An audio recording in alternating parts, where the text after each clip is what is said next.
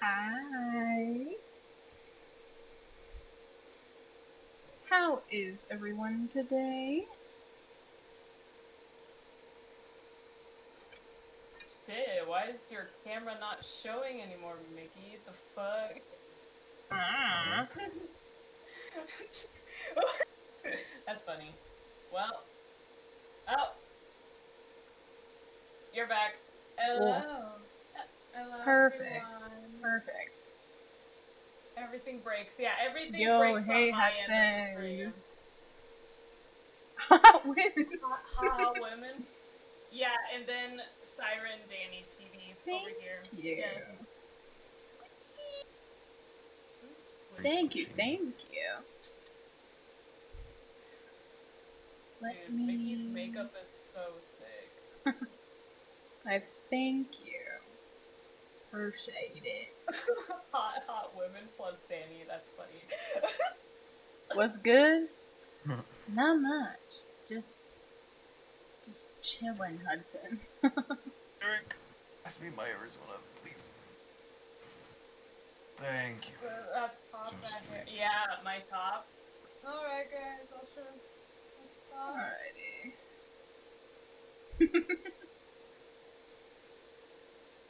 You guys Thank you, Mandy. I appreciate it. I love this top. This is my second time wearing it, but I love it. Alrighty, we ready to get into a game today? Oh my god. Morning! I'm so Good ready. morning. Morning, man. I know you look pretty too. She's the prettiest princess at the party, actually. I mean, look, he's the prettiest. Look at his chin. He's the prettiest princess at the party. I can't lie, he does look very bonita. Mm-hmm. Exactly. Exactly. Yeah. Well, today is a very special day. We are doing a trio stream, and we are streaming Don't Eat the Cashier. We have our roles assigned, and we are just gonna get straight into this. Yes. Alrighty, look at this. It's so cool. It's so cool. Monsters. Monsters. Did y'all know that? Our pronouns are they, them, because there are more than one of us. Yay! All Oh, of them. thank you, Sile. I'm flipping my top. Yeah. Body type 2, because there are more girls than a guy here. Our name is going to be a mix of all three of our names, which is Blue Kiko. Blue Kiko. Pretty smart. Nice. Rip to Danny, he'll be fine. Don't worry about it. We'll be fine. We'll be fine. If anything, he won't identify with our character that much. I sent out resumes to every conceivable and inconceivable place, applying for every position where I could somehow use my degree in art. 0 responses. I had to swallow my pride and find at least something. I found this note stuck to the glass at a bus stop. There will be a lisp. Sorry. Food for mouth. Seriously. This guy's got a style of his own. Apparently, the manager is just an eccentric dude. Or is this their marketing tactic to grab attention? Whatever. People told me that I have my quirks too. And even if they haven't seen my fursuit, well, whatever. As long as he's not a complete jerk who will hit on me or make me scrub the floors with a toothbrush. Ah! I didn't scream. I couldn't move. My brain feverishly tried to find any category for this in its database. Hallucination? Psychosis? Too many energy drinks? A typical middle manager? The monster from my nightmares stirred. Its tentacles crept closer to the counter. My god. The creature made a sound. Not from a mouth. It had none. The sound emanated from deep within its bulk, hollow, profound, bone-shaking. Oh my god. Alright. Greetings, organism! I'm the indescribable and terrifying consumer of worlds. But you, grain of sand, may call me Manager Bob. No. No. This isn't real. I'm dreaming. I need to wake up. You will sell food for mouths and obey me, for I am ancient. Memorize the rules of this establishment, for my patience is as limited as the celery I offer you. Rule number one, you sell no matter what chicken food for the mouth, gremlin fuel, noodles made from cursed souls, lottery or extra limb raffles. What, Blue? Don't tell me what? What is going on, chat? If this is something on my end, I'm going to crash out. What? What's wrong with my mic? There's nothing wrong. I don't know. Maybe there is. Enter style. Oh. Hello. Come closer to my mic. It's peaking. Oh, yeah. I was like wondering what, and We yeah, can't hear you because you're far from my. My mic is right here. Like right here. What?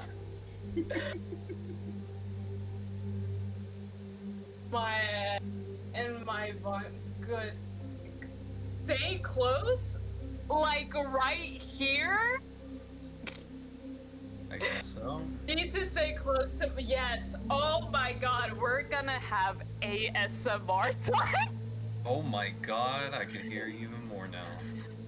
We're gonna have Bob ASMR time because this is what the people want. You gotta lock in, dude. Mm-hmm. He points directly at me with that creepy, slimy tentacle. Every miserable unit of currency brings me closer to my triumphant exit from this pitiful hole. I pinched myself, but I didn't wake up. Rule number 2, be polite to customers, ignore bald spots and werewolf fur, and watch out for drafts when energetic entities are in the store. What? But don't let them get too bold.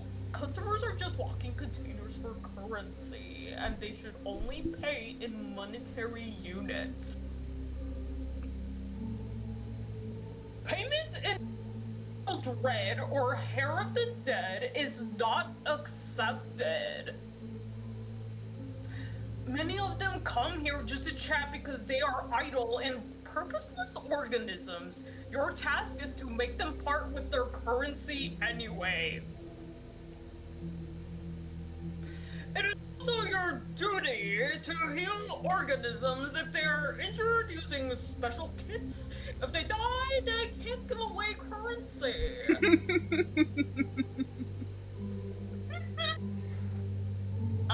Excuse me, dear sir. You seem to have mentioned werewolves and ectoplasm. My voice is as polite as possible. I managed to compress my primal, screaming panic into a tight ball. and shove it deep down. Werewolves. And that's not to mention that you yourself are a giant meatball with tentacles, damn you. Danny's chilling, Sile. Danny's chilling. Danny will have his time. So answer your I'm question. still Curious alive. Polite Organ. Yeah, he's still here. His character isn't His up time yet, will okay? come. Give it a second. Yeah. Give it a moment. My moment will come. Don't worry, don't worry. Exactly. Werewolves and ectoplasmic entities are just a few examples of the many insignificant life forms that frequent this establishment. What unites them is that they are all slaves to consumption, just like your kind. As for my nature, I am your immediate supervisor and the guarantor of your future financial prosperity. I'm at a gas station for monsters. I got a job with Cthulhu for minimum wage. That's all I need to know. That really is all I need to know. I fear any more knowledge will drive me insane. For the first time, something resembling approval flickered across Bob's many-eyed face. Plenty of the grains of wisdom that have not yet left the human species. Embrace your ignorance. Let it become your shield in a direct path to the status of human employee of the month. And what does human employee of the month get?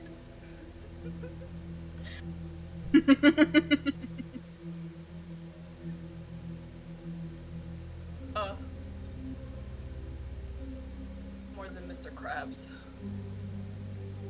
More. I said it. Did my mic cut out? Mm-hmm. Oh, I did. Yeah. Wow, I screamed. I guarantee. Oh, you sound better on your stream than Mickey's stream? Because we're going through Discord, so really. Oh, that makes sense. That makes sense, yeah. That makes sense. Mm-hmm. Discord audio isn't necessarily the best, but we're just gonna roll with it. Mm-hmm. Yeah, so honestly, guys, you guys get to pick and choose whichever stream. The chats are all shared anyway, so. You could. I guess if you want to hear Blue more, migrate to Lord. Blue stream. And then when Danny comes in, we're stream hopping. Everybody streams. Everyone is stream hopping.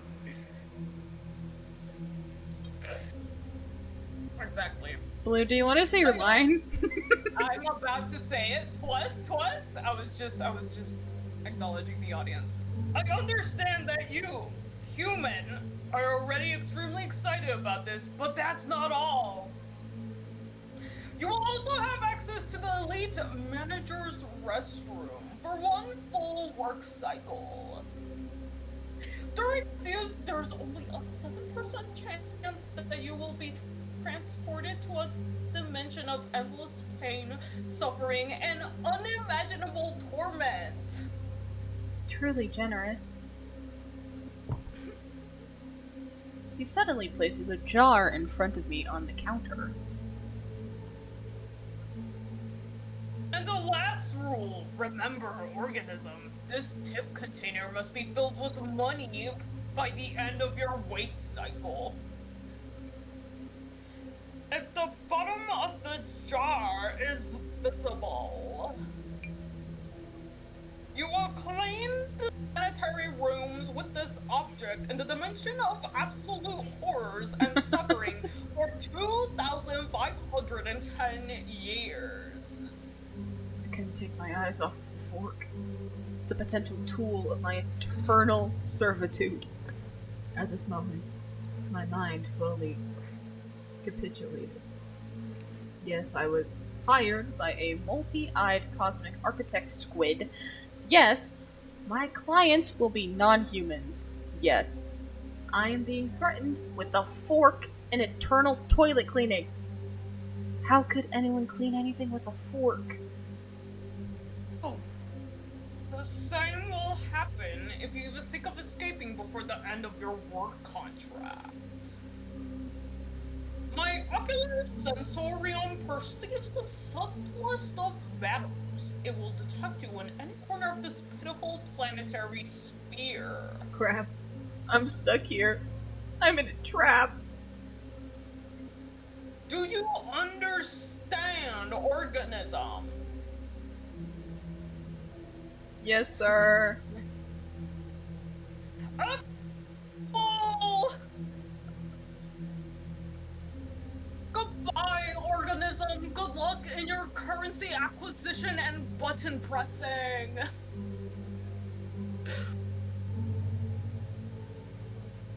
Could you show me how exactly do I press the buttons? Point at the buttons on the vending machine. I point at the sticky buttons on the vending machine. Bob's central eye looks at my finger, and then at the machine, and then back at my face. The creature sighs. A tentacle extends from his body with torturous slowness. Can you romance Bob? You can. That's Romance me, guys. With the drama of a pianist playing the last tragic note, the tip of the tentacle presses down. Click. Bob waits expectantly. Got it. Your capacity for learning is phenomenal.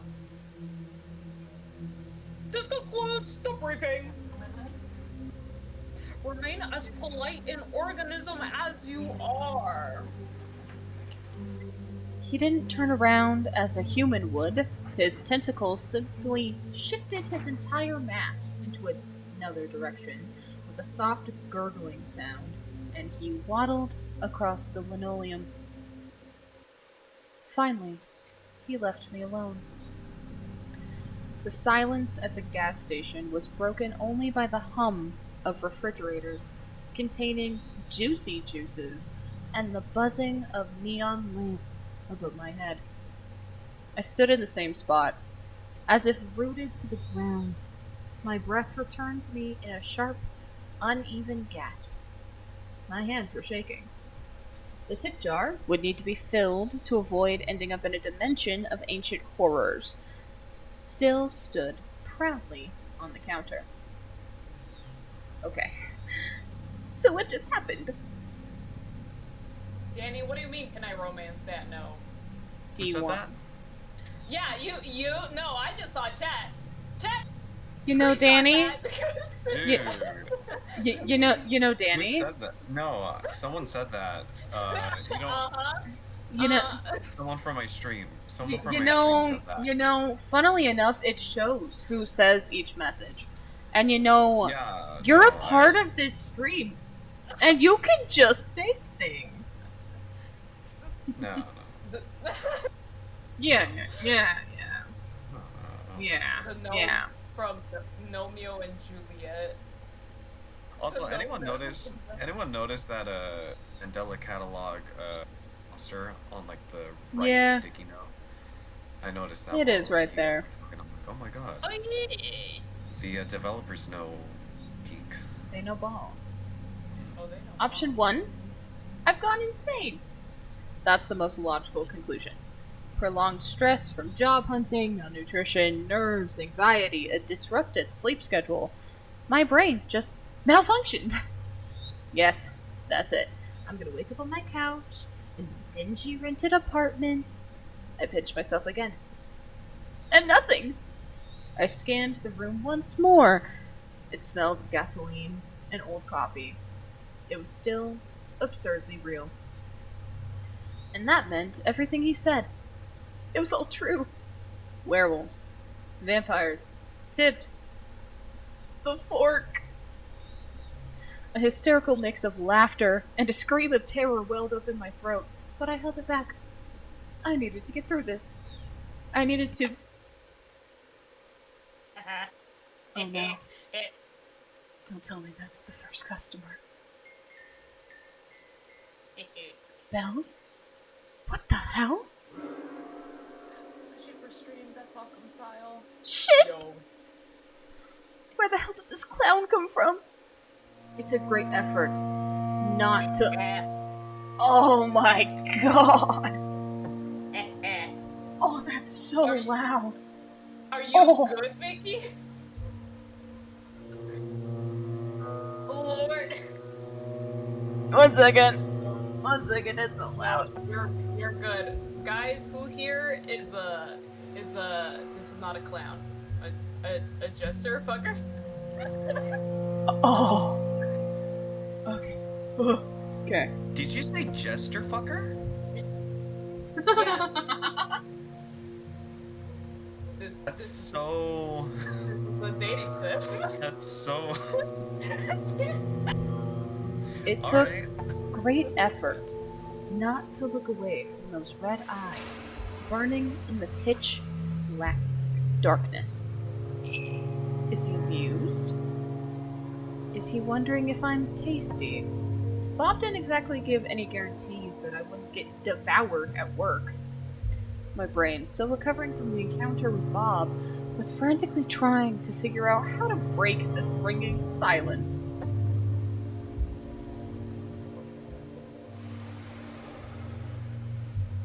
What would you like to purchase? Oh. Danny, this is the first of 3 of your characters. Wow! Oh, wow. Purchase? I would like to purchase your attention.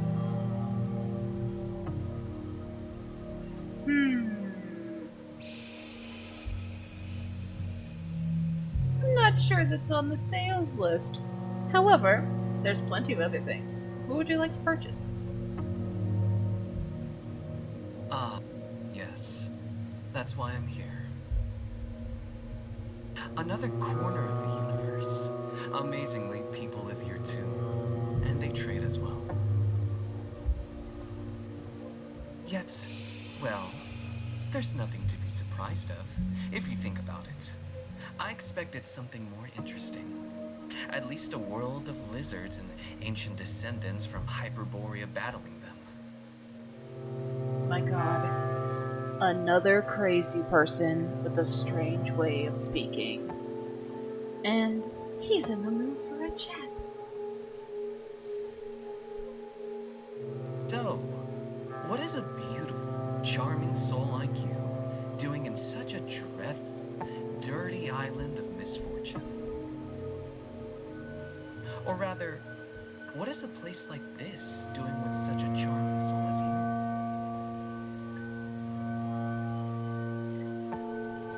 Oh, wait, where are my manners? I suppose I must introduce myself. I have many names, most of which are not fit to be spoken in the company of a lovely, noble soul. The nicest I've heard is the Mad King. A title I plan to pass from me to myself for the coming centuries. However, my mortal mother named me Dirian. However you want to say it. Dirian. Literally, yeah. Now, may I have your hand? Sorry. My mother told me not to offer my hand to strangers or any other parts of me, sir. Oh, Your Highness. He burst into genuine booming laughter. Your mother was truly a wise woman. A masterful stroke of self-preservation. I haven't been rebuffed so delightfully in, well, at least a century. Others prefer to use enchanted swords and pitchforks. They forget that words can wound too. But perhaps I can still melt your heart. I have an eternity for that. Literally. May I know your name? My name is Blukiko. I am also a monarch, the monarch of the gas station. Monarch? Your Majesty. Forgive my outrageous ignorance. I did not recognize the sovereign of this noble kingdom of oil and discounted juicy drinks. I humbly bow before you, Your Majesty of the Midnight Shift. Sorry, I didn't send envoys ahead.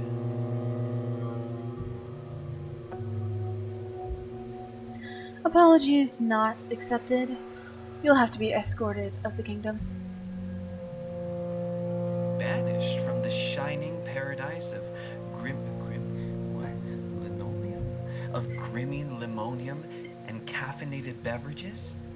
My monarch, your sentence is like a shard of ice to the soul. You leave me with no choice. In that case, I shall conquer your kingdom and take you as my prisoner. I can't wait for the sound of your wonderful voice to fill my royal basements. Is this how my life ends?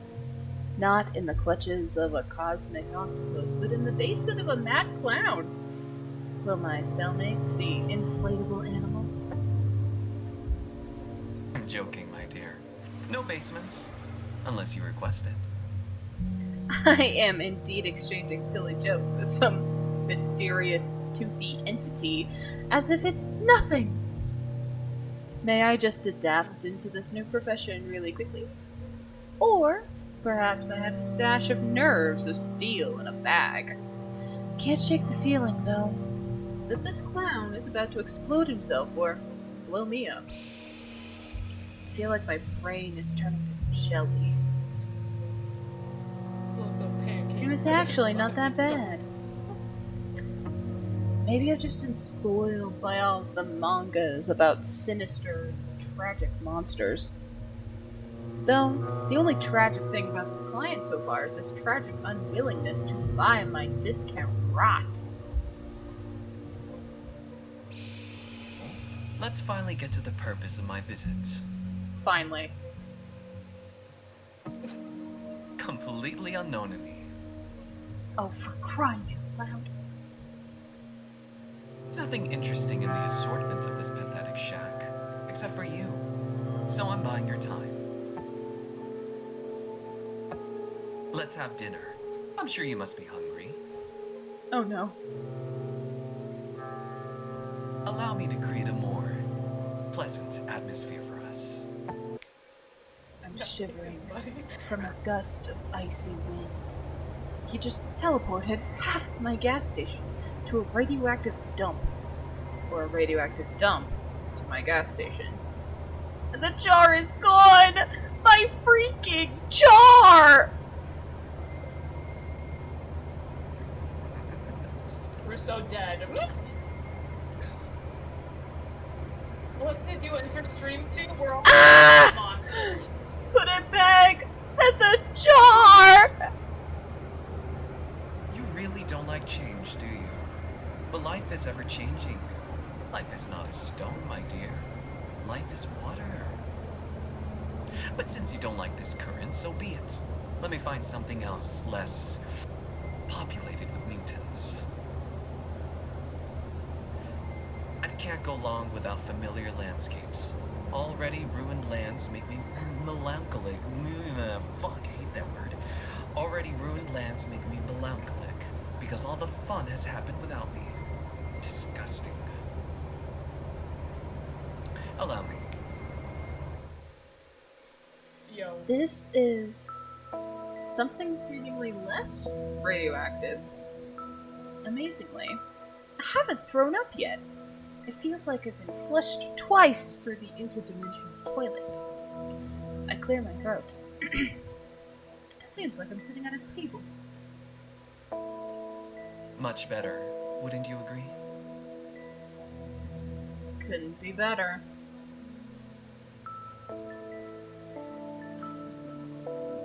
It's beautiful here. And strange. Is this your home? I hate him. Art Me of a too, true sir. poet, Blue Kiko. My favorite two categories, strange and beautiful. This place is much more than a home. It's my cage, and my greatest canvas for creativity. Every ugly tree, every mad toad, every eye-bearing mushroom. It's all a piece of me. A marvelous place. Except when the rock grows legs and starts running. Okay, Coco, these nuts. Beautiful style. Including those that people make their homes out of. And now, you're part of this place too. Isn't it wonderful? Slowly getting used to the landscape. The fireflies here are quite charming. But it'd be better without that frog with a human face. The frog notices me too. It lets out a sad croak and then looks at me with an expression of deep existential despair. That's why Danny's a siren, okay? His voice is good, okay? No, too bad. He's like, would you like to stay forever? No, too bad. Hell, yeah, Mandy.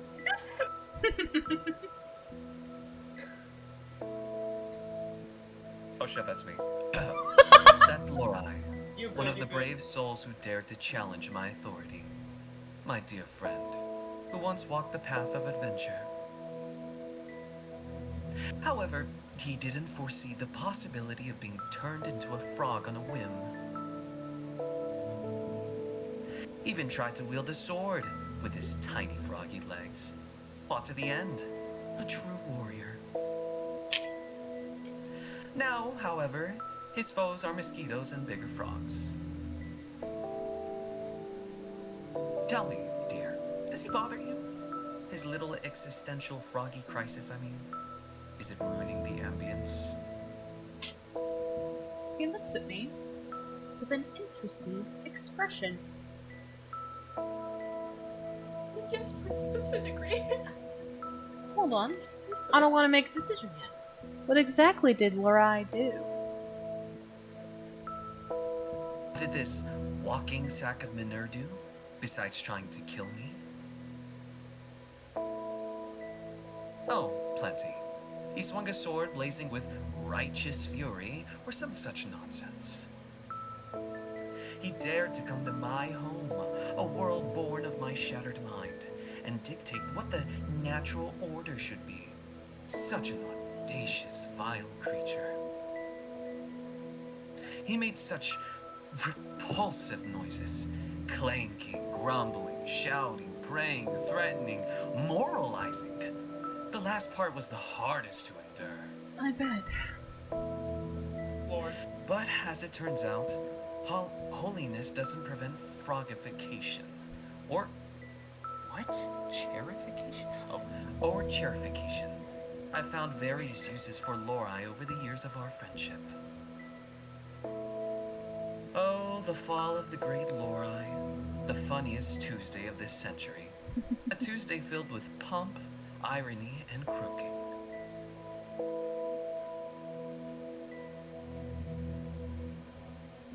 Maybe we could break the spell. Perhaps he's learned his lesson. You appeal to my mercy? You think this being has learned his lesson? My dear, you don't understand. This isn't a lesson. It's a joke. And the joke is still very, very funny. Oh my god. However, if you care so much about his fate, you're welcome to take him with you. He can't become human again. His fragile mind couldn't handle such a transformation a second time. He spent too much time in the body of an ordinary frog. Alright, give him to me. Wonderful. Got That him. poor wretch will be waiting for you at your gas station. As a token of my royal, Well, I'm just glad to be rid of that dreary sufferer. Oh, I bet. Can we romance the ride? Yeah, Princess of the Frog type shit. No, we can't. I'm sorry. Oh, dinner. I'm sure you must be starving. Famished. Traveling between realities must be What's the exhausting. point? What do you mean? Y'all don't like the jester? This looks strange. But it smells delicious. Meat with honey. And next to the meat, a purple soup. Perhaps, possibly made from a less fortunate cashier. Whether the food is poisoned or not, if I refuse, His Highness might turn me into a frog too. So I pick up a fork from the table. And this is the most delicious thing I've ever tasted. It's 100 times better than those cheap instant noodles I usually buy in the supermarkets. The clown with candy Even- in a van. Even the fact that I'm currently in some other universe surprisingly doesn't seem to harm my appetite. Oh, it seems you're enjoying our cuisine. My chefs have always managed to cook well, on those occasions when I noticed it. I assure you, you won't regret this dinner. At least, not for the first half hour after the meal. This is the best purple goo in my miserable life as a miserable cashier. Absolutely. Oh, goo? I'll have to tell the head chef you called it that. He calls it broth of vicious stars and deceit. But I think your description is more honest. And don't be too quick to call your life miserable. Until now, it was just a prologue. But now, the first act begins. Lord. I poke at the food with my fork and watch the peculiar scenery from the corner of my eye. A silence hangs between us that might even be called cozy, were it under heavy narcotics. What's your favorite I'm so animal? sorry, Styles made me under. Oh, I'm glad you asked. It's right here on our table. Just kidding. But I do need some time to think. Let's see. The riding flea has its own charms. Very disgusting ones. Carnivorous butterflies are beautiful, but they're dumb and noisy. And as we know, only what's emptying inside makes a noise. Or what's in my head, it's always ringing. I think it's a dog. It loves its owner with all its heart, whether they're a saint or a serial killer, and doesn't notice the difference. It lives in constant, joyful joyful states of blissful ignorance and misplaced enthusiasm. A creature that finds endless joy in the utterly meaningless, it's truly inspiring. Dogs are the jesters of the animal world, and I adore them for that. Especially the small ring. Aww. And what about you? Cats. To them, we're probably the jesters. Oh, indeed. They are the true rulers of this reality, tiny, furry gods of apathy and disdain. And we are their obedient, foolish caretakers. But I've been lucky enough to cap Yo, what the fuck? Oh, to wow. escape their tyranny and Thank ascend you, into another Anonymous, for the 5 and feed subs. those Thank around you. me. What? Nice. Hey. Nice.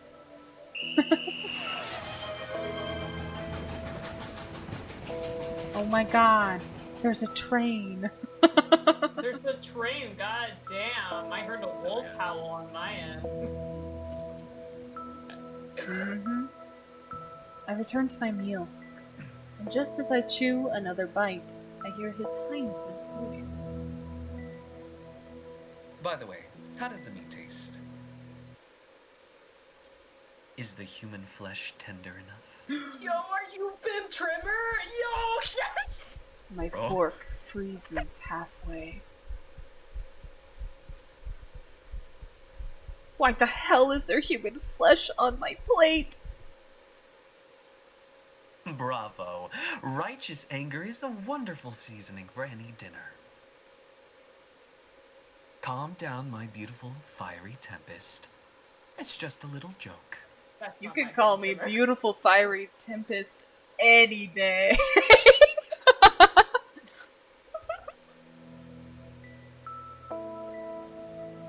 It's definitely not Timmy, our carpenter, who unexpectedly disappeared near the large kitchen cauldron, perfectly sized to fit in it.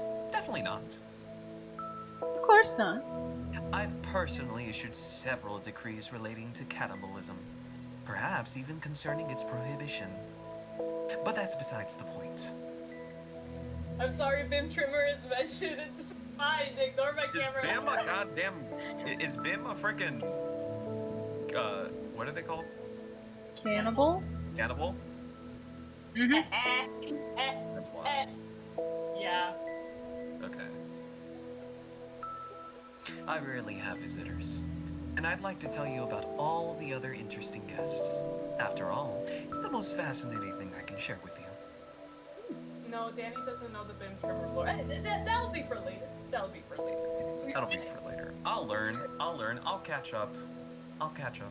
For a place where mushrooms with eyes grow, it can be incredibly dull here. Sad day. Shadows in the clearing thicken and stir. They detach from gnarled trees, rising up from the ground like black ink, and spread across the wall. Oh, hey, Marlo. Marlo. Welcome. Dancing and intertwining, they prepare to perform at their master's whim. Shit, that's my line. I was looking at chat, my bad. No, you're good. Behold, this incredibly crooked castle, my dear. Crooked to the point of absurdity, sadly. In reality, its curves look far more aesthetic, but give the creator some leeway for expressiveness. Many brave and not-so-bright souls have tried to conquer this terrifying, dark, eerie, crooked castle. So many that it became even more crooked. What the shit? Thank you, Marlo, for the follow. Thank you, Marlo. Music is fire, Mandy. Hell yeah. Mm-hmm. Music is quite fire. You see, the dreadful monsters living there never liked being distracted from its important duties. Terribly important duties, like having long, deep conversations with its own reflection, or concocting recipes with raisins. So far, the scariest thing in this story is the presence of raisins. Yes, you do understand. They are a real horror, aren't they? Tiny, shriveled bits of deception. They pretend to be sweet, but they're just made to ruin. They ruin lovely cookies, ruin family photos. They have no place in civilized society. Oh, how I understand them. The monster was a tyrant, a menace. He sowed chaos and disorder, mostly on purpose. He had countless opportunities for creativity and wasn't afraid to use them. He had some people believe they were pigeons, and others that they were grains. He wouldn't allow his best servants to have windows, fearing that the moon and both suns would get envious and want to take them away. And he demanded they seal the gaps in the doors well. He locked wizards who came to him for magical gifts in a giant laboratory and promised them power if they invented a kettle that could boil everything except water. Who won? The pigeons or the grains? My lovely liege, it wasn't a war, but rather a true paranoid masterpiece. A ballet of survival. For a glorious week, my ballroom was the stage for a feathered cooing apocalypse. Both sons? Who knows? We're not here anymore. This ain't Kansas. Pigeons flocked into huge, proud groups, occupying high places on chandeliers and bookshelves. Grains learned to hide under rugs, pretend to be lifeless, and attack only when the pigeon turned away.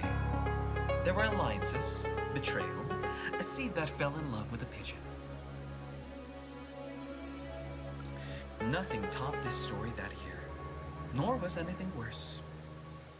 But I digress. But behold, a ray of light in the Dark Kingdom, the first hero, Sir Lorai the Righteous, in all his clanging, self-important glory. He took a meeting to rest briefly because the weight of his righteousness was so bad for the health of his poor back. Following rumors spread by the same monster, he fought his way through the monster's loyal subjects to... By the way, where did he even find them? Most of my subjects are too busy contemplating... I'm having a stroke. Most No, of you're good. busy contemplating the color of suspenders for their suspenders or lamenting their fate. I cherish them in their imperfection. Anyway, it doesn't matter. They were probably the most restless of them. Every story needs minions. In any case, our hero descended into the Grotto of Despair. The Grotto of Tentacles? Imagine the most sinister name you can conjure. Grotto of Despair sounds about right. Indeed. It's a place where no one can so wonderfully... Or, it's a place where one can so Oh my wonderfully... goodness, hi! Oh. Having a stroke. Dawn equals Rondo.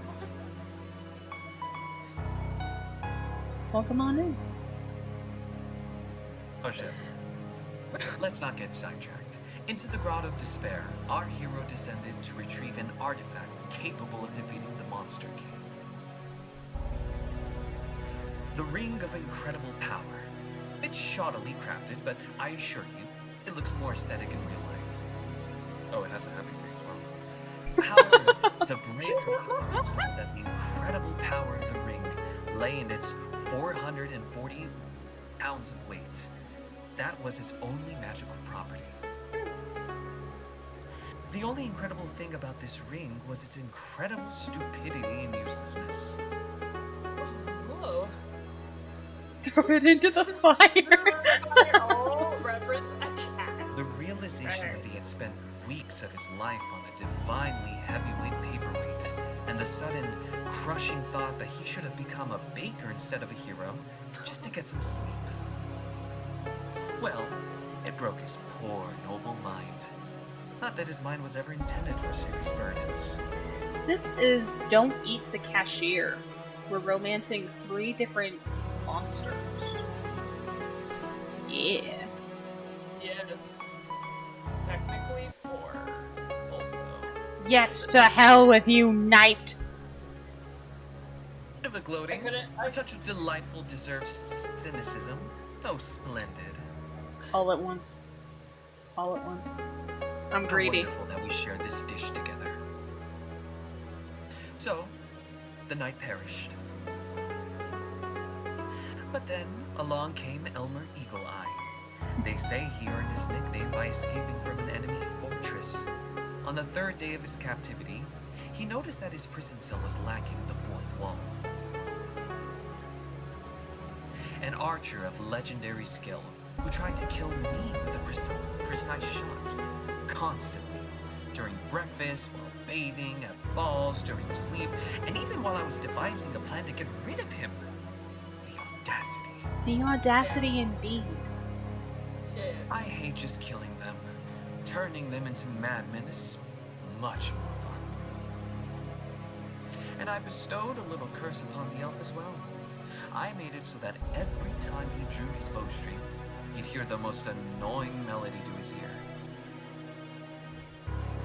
Elmore Cashier was a terrible racist. He hated dwarves. So Damn. naturally, the melody became the national anthem of the dwarves, played in a loop by a bagpipe orchestra.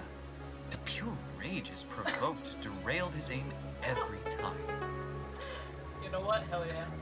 Eventually, he stormed the castle, dropped his bow, and begged for a job at my court in exchange for changing the song to literally anything else.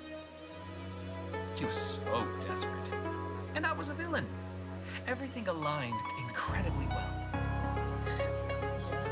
Now, he's my royal huntsman. The dwarf march is replaced with a lively The dwarf march is replaced with a lively elven sea shanty. And let no one dare accuse me of being callous and heartless. Now he has a salary, good food, clothing, entertainment, and the full guarantee of non-dismemberment. Dismemberment. Pretend I said that. You missed the Oh, yeah, you opportunity to change his dwarf national anthem to Dwarf Serenades. You're right. Blue Kiko, where were you before? Horse odes and comparisons to what the fuck? 3 words I don't know how to pronounce. Horse odes and comparisons to long stalactites? Uh-huh. Anyways. There you go. Endless rhymed verses about the shine of a beloved's beard.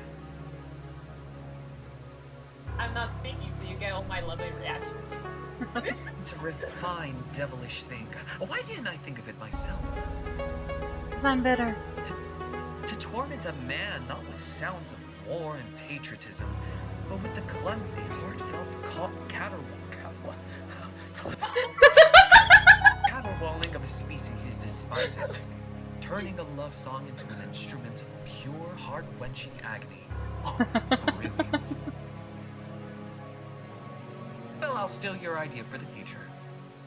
Perfect. And finally, the witch. In a classic giant hat, under which you could easily fit another witch. She tried a different approach. Seduction. She attempted to charm me, to gain my trust, and to become my spouse. A fatal miscalculation. Damn. She didn't consider the fact that I never trusted big hats. Or people. Especially when both came in hand. And those who wear suspenders and a belt at the same time, a person who doesn't even trust their own pants certainly doesn't earn the trust of His Highness. Then again, I don't trust His Highness either. I don't trust myself, especially the left side of my brain. Especially on Thursdays, but back to hats. I hate big hats too. Oh my goodness, you are my kindred spirit. Those hats are so pretentious, so self-assured. They block the view, get stuck in doorways, and always hint that the wearer is compensating for something. The bard would like to not seduce.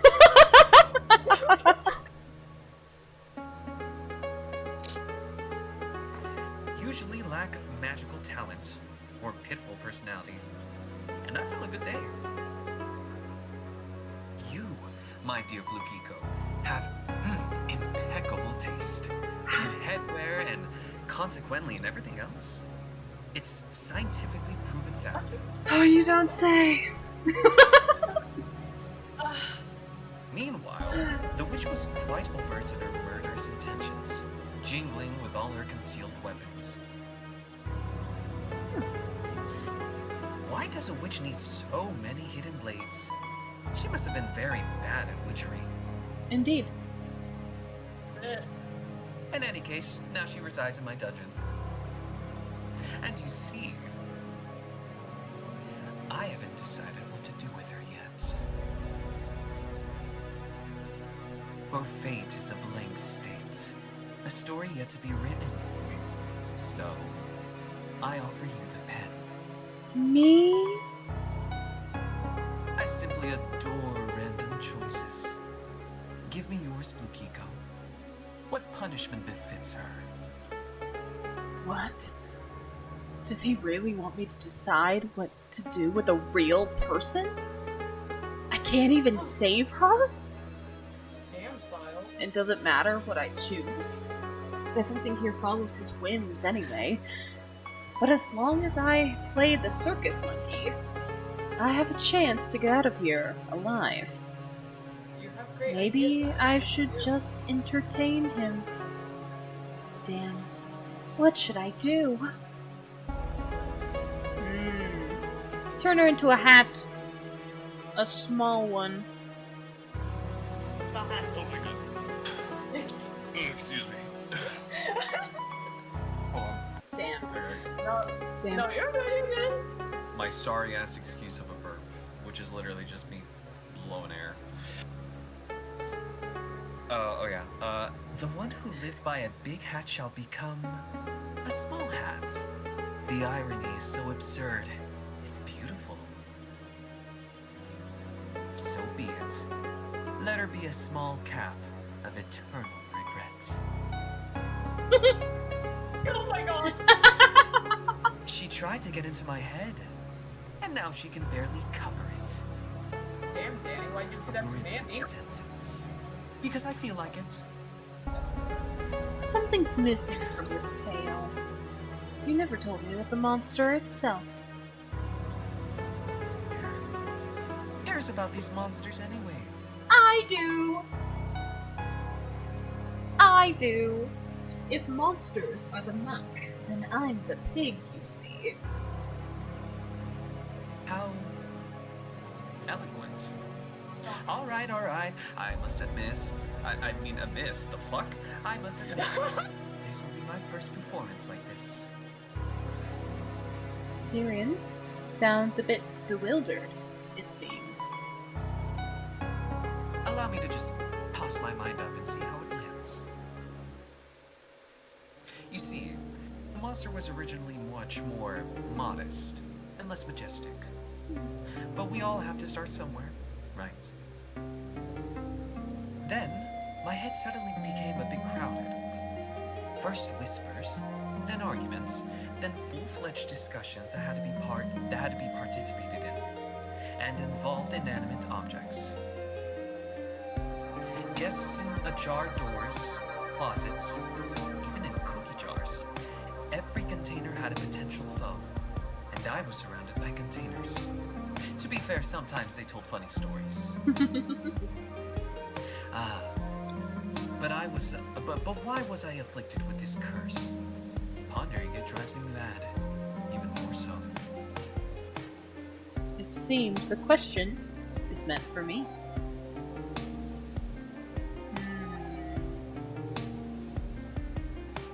Does your family have anything in common with the Habsburgs? My noble soul, that's so mundane. But that's exactly what happened. You've guessed it.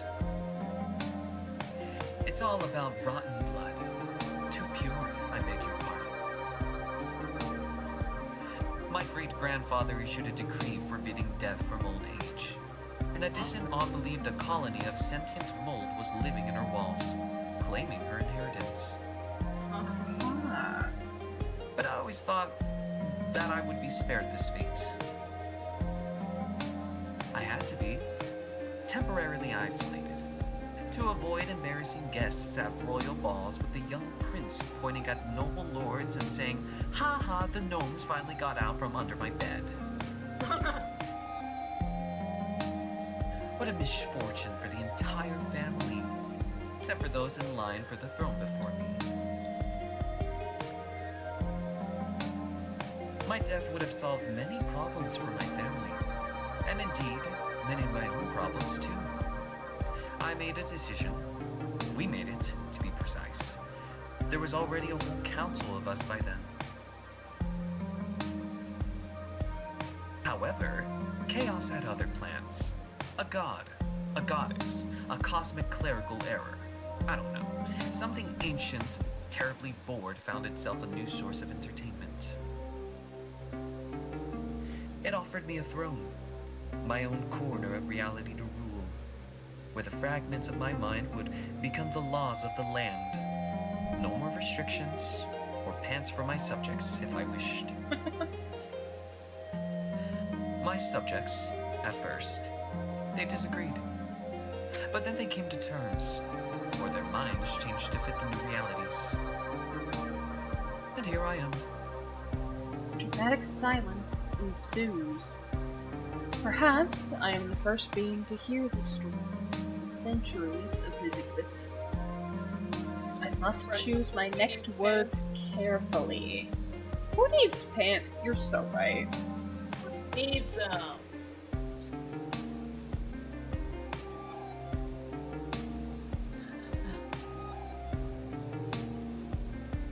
So you're still in the cage.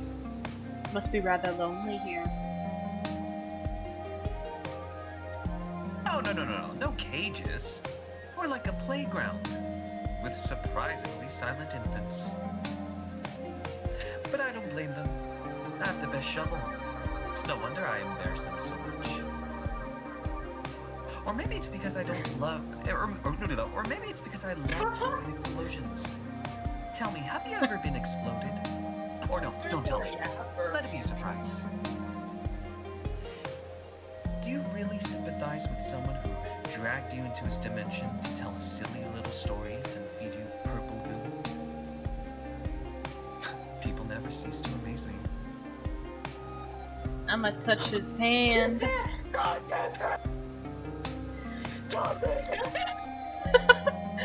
Following a strange impulse, I reach out to his hand resting on the table.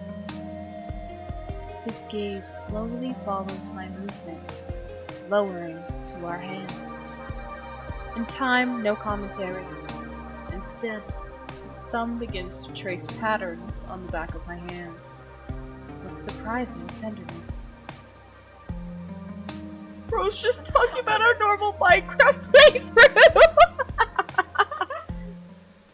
Touch it back, hey. The shadows finally dissolved into nothingness, and I just turned a living being into a hat, or rather, became the catalyst for it. I wonder what kind of nightmares are warranted in such a case. I'm afraid royal duties await me. Our time is up. I shall send you back, Blue Geeko. I rise from the chair. What the fuck? What the shit? Hey, what's going on? And suddenly, I feel him press against my back. One of his hands grips me just above the crook of my elbow, while the other gently rests under my chin, tilting my head back until my ear is just a couple centimeters from his lips. But don't think for a second that this is goodbye. It was merely an overture. His voice, usually so mocking and calm, now sounds eerily sinister. A cold thumb lightly strokes the line of my jaw. I try to suppress a shiver. You were very interesting. Incredibly curious guest. Possibly the most curious one I've had in centuries. This is 7-Eleven! I found that. I don't want our acquaintance to end here. Really? It's terribly unfair that you've learned a couple of my secrets and revealed so few of yours, isn't it? I can't tell whether he's flirting or threatening. Both, perhaps. Bird trapped in a cage of bills, failures, and endless anxiety. How high could you fly once the cage is opened? Your shift will end, the sun will rise, and you'll want to head home. Perhaps on something more elegant than a bus. Maybe in a carriage of polished bones. You promise? We will meet again, Blue Geeko. Very, very soon. And next time, I won't let you go so quickly. I squeeze my eyes shut. And the light is blinding even with my eyes closed. So unusual after all this darkness. The jar is full of money! It was all worth it! Am I Larai? Oh, he's there! Look at that little guy! He's a little night frog! Oh, I adore him. He's so cute! I hope he'll enjoy the company of the kind gnome. Definitely better than his previous neighbor. Greetings, organism! How is your work progressing? I see the first transaction was successful! Acceptable! This still doesn't save you from the threat of cleaning sanitary facilities, but it's a wonderful starting point for your entire tiny life! Even more than successful, the client tried to fill the entire station with money, probably due to extreme affection for you, organism! Unfortunately, the terms of the intergalactic treaty do not allow such actions to succeed with the council by approximately 194,939,000% were disintegrated to my great regret. What the fuck, man? To my regret as well. So, a mad god from another world likes me? In some sense, that's possibly worse than not being liked at all. What do you mean worse? We got it. What do you mean? What do you mean? I jingled his jangle and now I got a king. What do you mean? It's fucking I don't know what to tell you. I did my job.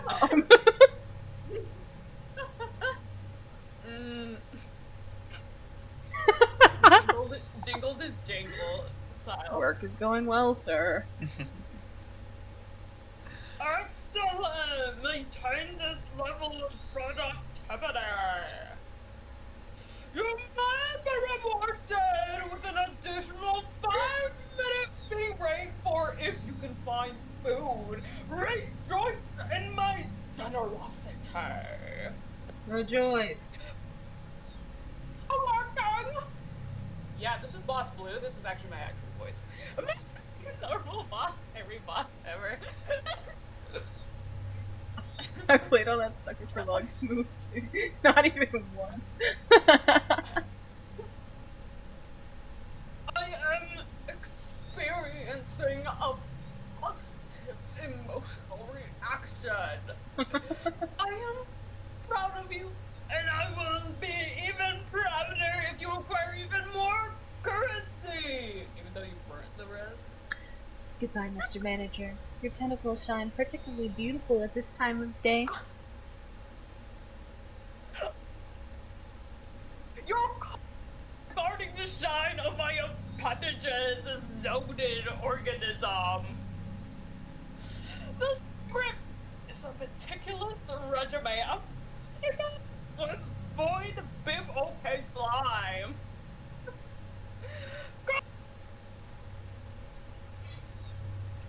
He slaps across the floor to his office.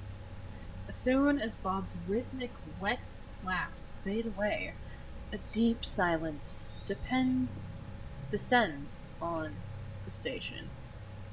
One moment, I'm in a surreal forest, dining on purple goo with a mad god. A god who liked me so much he offered me a ride back to his world in a carriage made of bones. But yeah, we're... The next I moment... ain't gonna lie, that sounds fire. Right? It is. Right? We're It sounds Cinderella, bruh. great! That probably Like, looks so sick. Screw your typical pumpkin carriage. Dude, a carriage made of bone. Dude, it's sick as hell. Can you imagine Hell showing up to a yeah. party in a carriage of bones? Metal as hell. Metal as hell. I can't lie, that's gonna be fly. Right? Aura. I mean, pop off, king. Yes. I'm being praised by a multi-eyed tentacle monster. Goodness Maybe honest. these are just my deathbed hallucinations. God, give me I'm back going the insane. pills, my dude. Some part of me enjoys his bad adventures. I'm an adrenaline junkie. Disgusting! Now I have to deal with that, too. In the midst I of said my... it was honest because of the giant skull thing. Don't worry, I wasn't. Oh, I see. Yeah. In the midst of my contemplation, terrifying sounds emanate from my boss's office. What's the tensile strength? Unacceptably large number! Of course. What else could he upset him so much, if not that? Steps.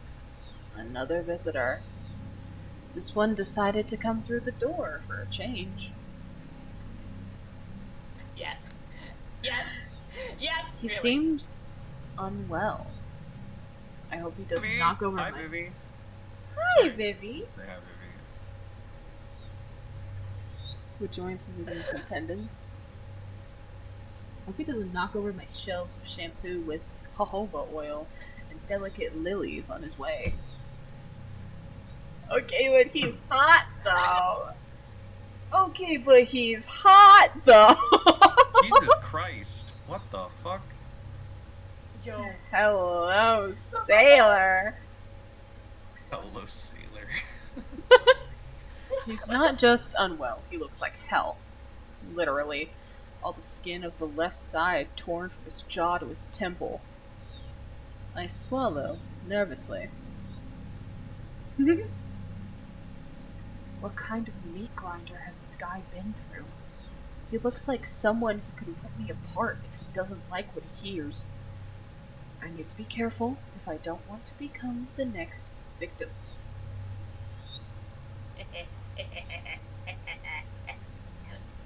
Hit him with a bar of soap. Hit him with the bar soap. Yeah, man, to get him.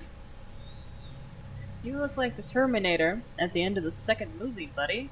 The Terminator who just wrecked my entire floor. I love the Terminator. Oh. Danny. Oh, okay. This I is feel your like this second. guy's got gruff, but I can't do gruff, so fuck the shit. That thumb is going to end up in your ass. Given the threat in that tone, not just the thumb, I wouldn't think any further in that direction. Words clearly come to him with great difficulty, which is probably not surprising for a man without half a face. He clears his throat, but it doesn't help much. I need blood. And I need you. He tried to smile. It would be charming if he still had the necessary muscles for that. Now it will haunt me in my nightmares, among other things. The client pauses again briefly to clear his throat.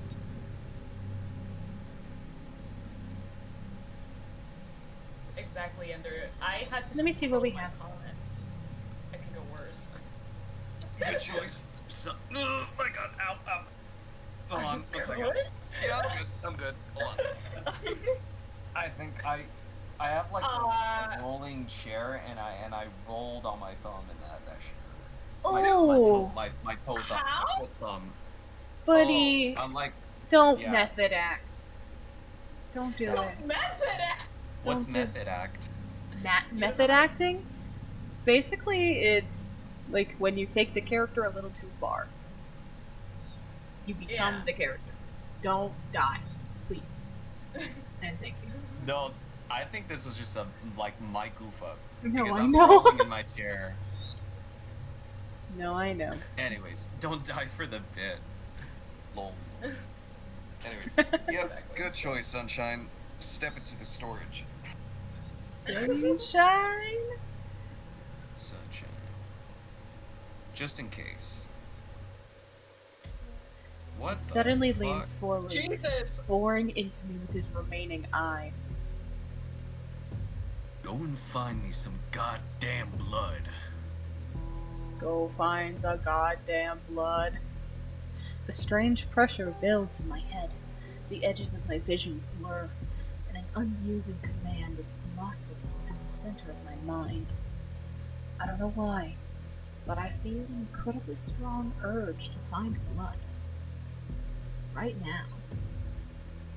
My client is covered in blood, but still hungry. Maybe he fought with something inedible? Or is it his own? Half of his face is missing, girl. Context clues.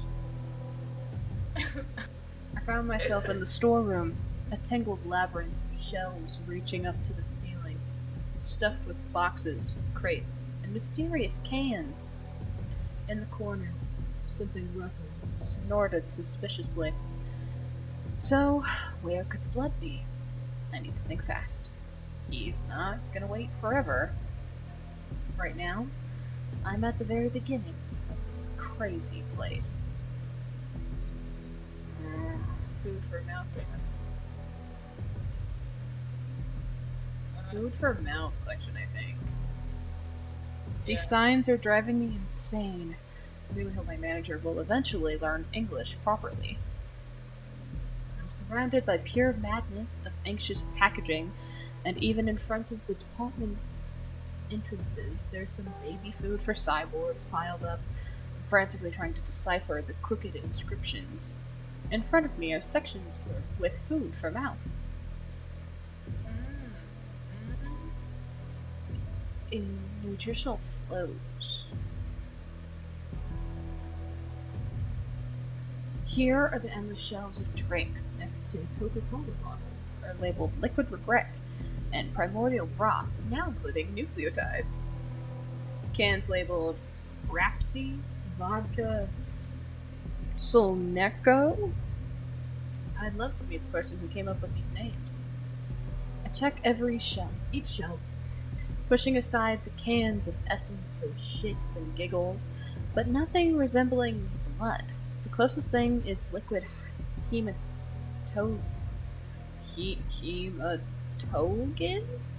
You got this. In a giant wooden container. It smells worse than it looks. I go back. I hear knocking.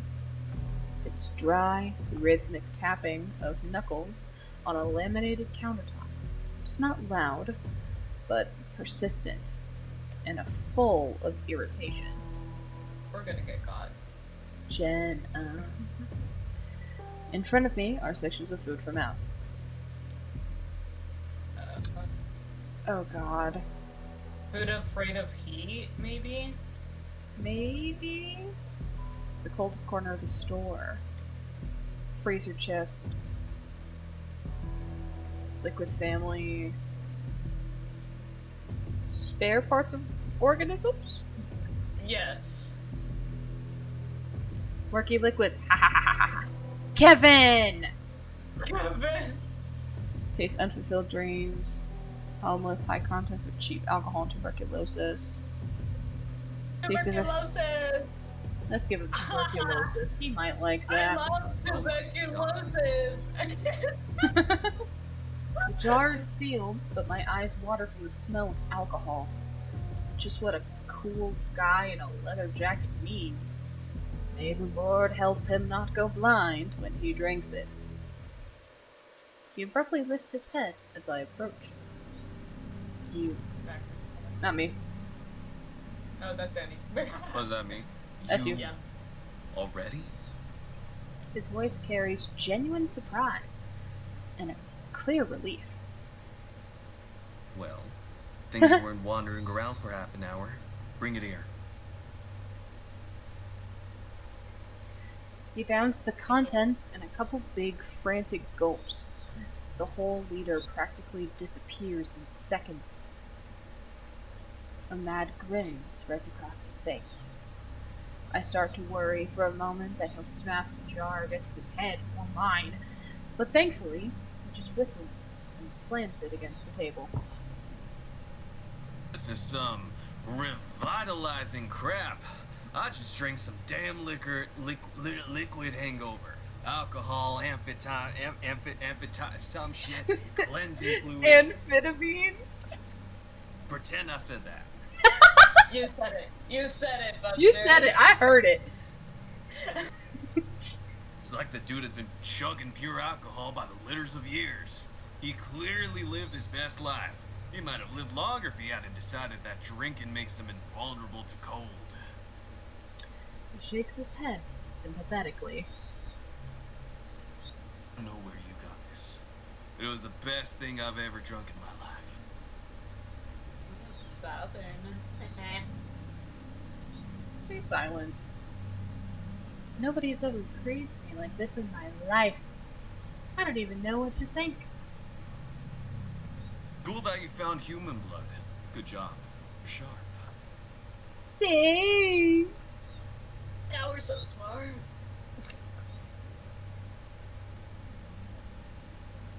I didn't get a rat, so I'm not saying that. Glad to please you, and glad you no longer want to eat me. With that approach to business, you'll go far, sunshine. Sunshine? What? I like sunshine. I'm gonna go wash my dirty face. Don't get bored. I'll be waiting. While he's not here, I have the perfect opportunity to wipe away the blood stains. I'm just scrubbing a pool of blood on my first day at work. An interesting story for Reddit. A wonderful tale. I'm doing just fine. Nobody has eaten me. Hello, handsome! What the fuck? Hello, fucking hotting! Hi.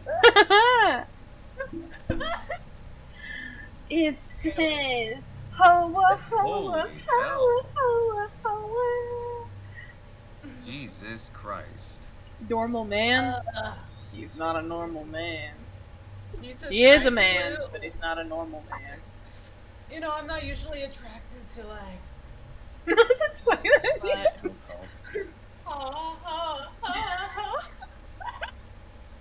He's looking so much fresher with the second half of his face. Although, his expression still resembles that of a constipated owl. No, I'll just keep stand it here up. for. I'm getting tired of the southern accent. I'll just stand here for. Yeah. Take a little break. Besides, there's nobody here with you right now. And just so you know, if you try to contact the werewolves, I'll take your head and crush it like a walnut. So, They're all here, honey. so there's already there's already one here. She's already here, handsome. Grab me the shovel. JD. Yeah, you're talking about. Grab me It's my talking about goddamn JD. war spear. No!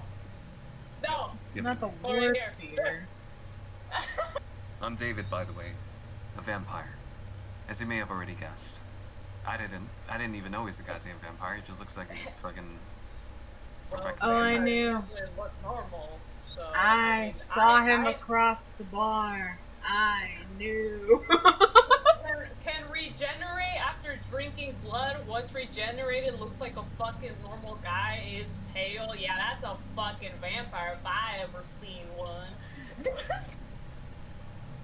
What an incredibly interesting way to start an acquaintance. Especially that part about the walnut. Nice to meet you. I'm Blue Kiko. Okay, Blue Kiko. I knew a Blue Kiko once. They used to trade kidneys in Venice Beach. They were a good one until they got packed up. There's no fucking way you've met another one. There's no way. We're the only Blue Kiko motherfucker. That's I don't how care I know fucking you're old you full of are. shit. That's how I know. He is indeed full of shit. You Yeah. are. We're unique. He's trying to provoke me, deliberately sharing the dirty details of his life to see how uncomfortable I can get.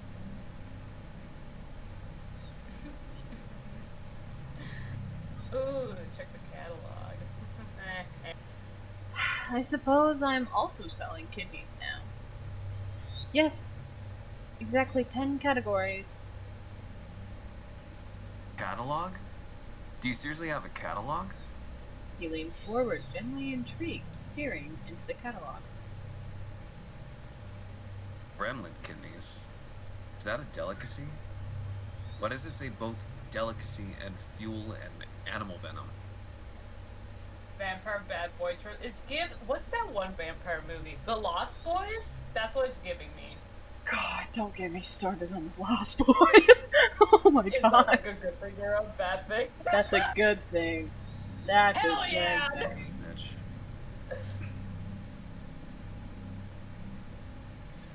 Because it's a universal product. Want some?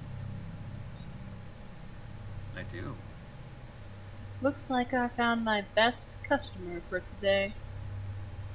Now I have a vampire here, and he's regenerating. Wonderful. The main thing is to not accidentally blurt out something wrong. I need to be friendly.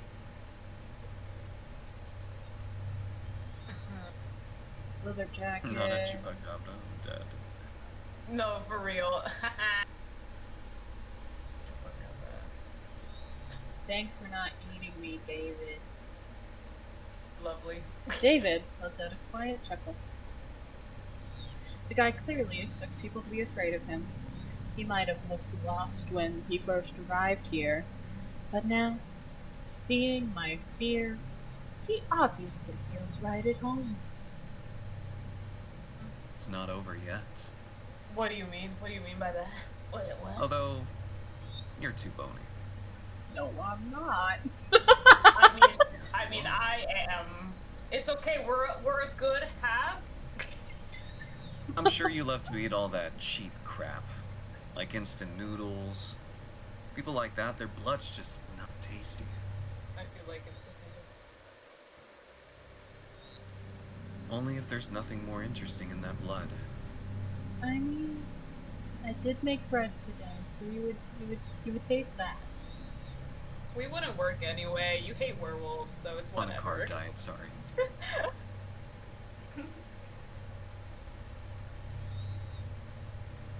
So you don't like glutamate and cholesterol? They're the tastiest things in the world.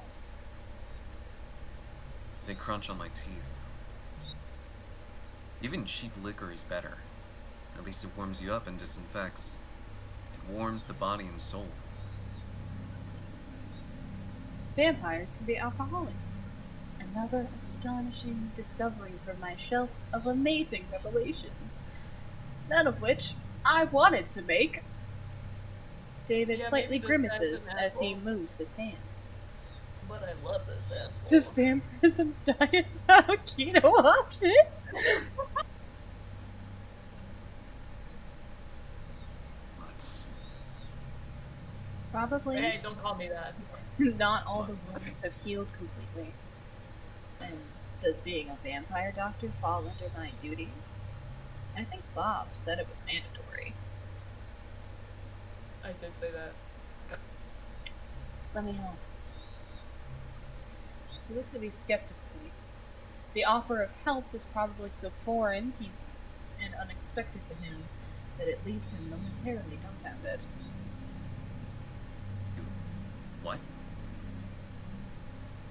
You want to play nurse? Yeah, put me in the Maybe. sexy nurse outfit with the cap and everything, you know? A flicker of confusion is replaced by something more intense. Just a couple of scratches and a little piece of ass that will grow back on its own. I'm fine. I can fix that ass! Damn. Mm-hmm. My boss will lock us in a dimension, see your favorite doctors. Down, Mickey. Put the I'm blue sorry. buttons down, Mickey. I'm sorry.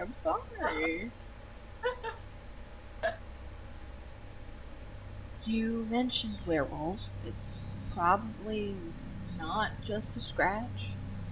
Let me try to help, okay? Yeah, sorry. I bite a bit too deep. I give him a chance to save face, and now we're treating him not because he's a wimp, but because he survived an epic battle. A direct blow to his ego. the guy immediately starts puffing up with pride. His eyes light up. Hope I didn't Oh my catch God, rabies. Oh my god, Thomas, my sound is just inflated. I decide to remain silent about he's already pretty rabid. Or against one in a narrow alley. You know, there's a myth about werewolves being damn noble, unlike us bloodsuckers. Because it's true. Well, that's a load of crap. One of them was hiding in a trash can, ready to jump out at me. My heart would have definitely stopped dead, if it even still beat. It would have just ripped apart from a freaking heart attack. I'm afraid I'll never be able to take out the trash again without fearing for my life. Judging by that distant look, he's plagued by flashbacks of what he's been through. David awkwardly moved his injured arm. Oh my god. Sounds like a skill issue! Real. Alright, hand over your first aid kits. I'm sure this won't be the last pack I'll have to take down. There are way too many stray dogs around these days. Go ahead. Out your band-aids with Dr. Chocula or whatever you're selling. Dr. Chocula! You Holy hell. Hello! I was about to move my glasses down. I don't have my glasses on. But hello. Hello, David. David sheds his jacket, shirt, and t-shirt, then settles onto a squeaky stool next to the counter. Oh no, he's hot! He's about to face a serious trial, staying in a vulnerable position for a few minutes. For some reason, cruel fate hasn't made him cooperative. He certainly looks like he was just thrown into a blender. Judging by those bullet scars, he has quite an interesting past. Or maybe he was attacked by werewolf cowboys with guns. Most likely, the former. By the way, I didn't know that corpses have doctors too. I thought the only doctor available to me now was the coroner. I'm rummaging through the necromancy kit that was sitting under the counter. It's a heavy military-style metal box with a faded label reading Kit for Alternatively Living Organisms. Inside, besides standard bandages, there are some strange items. Silver tweezers, vials of thick, glowing liquid, additional fingers, and of course, an instruction manual. A cheap laminated brochure stained with something that looks like coffee. In the instructions, the first point states, determine whether you're dealing with a zombie. Ask your alternatively living subject if they want to eat someone's brain. Player, I can fix him. Yeah. Oh yeah, that's me. I can fix him. Yeah. Alternatively living subject, have you ever wanted to eat someone's brain? Brother? What subject? Fuck, I'm not, I'm not a subject. It seems like I've offended the vampire's feelings. He lets out an annoyed sigh for the umpteenth time today. Your brain? Definitely not. You calling me stupid? Yep. What the fuck was that you just said? That was what you guys the heard hell that did too, you right? just You guys say? heard that too? Oh, I think that was like a flippin' voice line from the actual game. Dude, that was awesome. Man. Oh, you're really nice. I have a very tasty brain.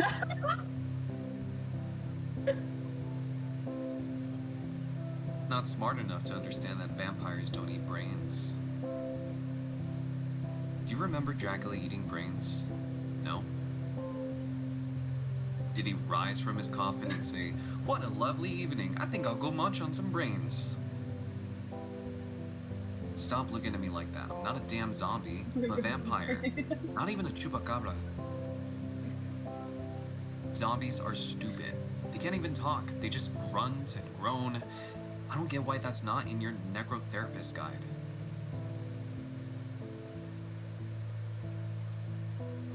Like a gravel road. Let's return to the tree. This guy's attitude fucking sucks. No, for real.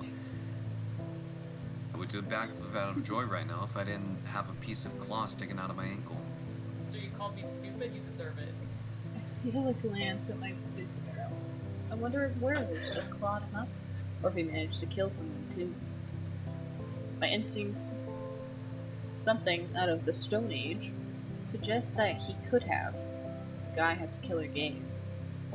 You see someone like him in an alley, your hand automatically reaches for your wallet and phone. I lower my eyes. Next point. Let's establish the nature of the injuries. What kind of wounds could werewolves leave? Rebus. David listens to this with the pride of a true soldier. Every word feels like a medal for valor. Throws garlic at him. Or like that? Yeah. Yeah, something like that. Like his teeth, though. He said it as if he didn't care. But I know better.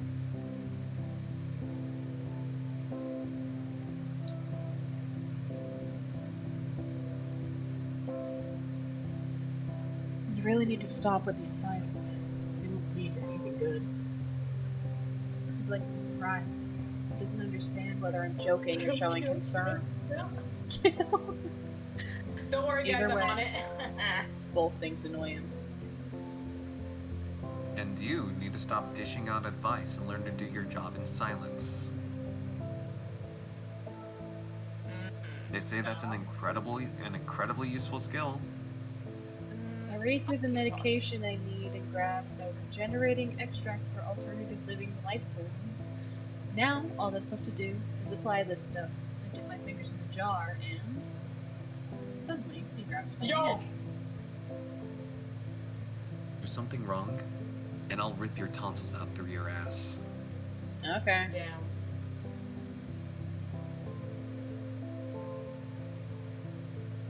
Wait, I'll rip... What did he say? I'll rip your tonsil... What? Yeah, I'll rip your tonsils through your ass. Tonsils are from your mouth, so he's going to shove his fist up our ass and rip our tonsils. For some reason, I... Anyways, no, alright. Anyways, continue. No, you have this fantastic talent for coming up with threats. You should write movie scripts for action movies. Yo. Whoa.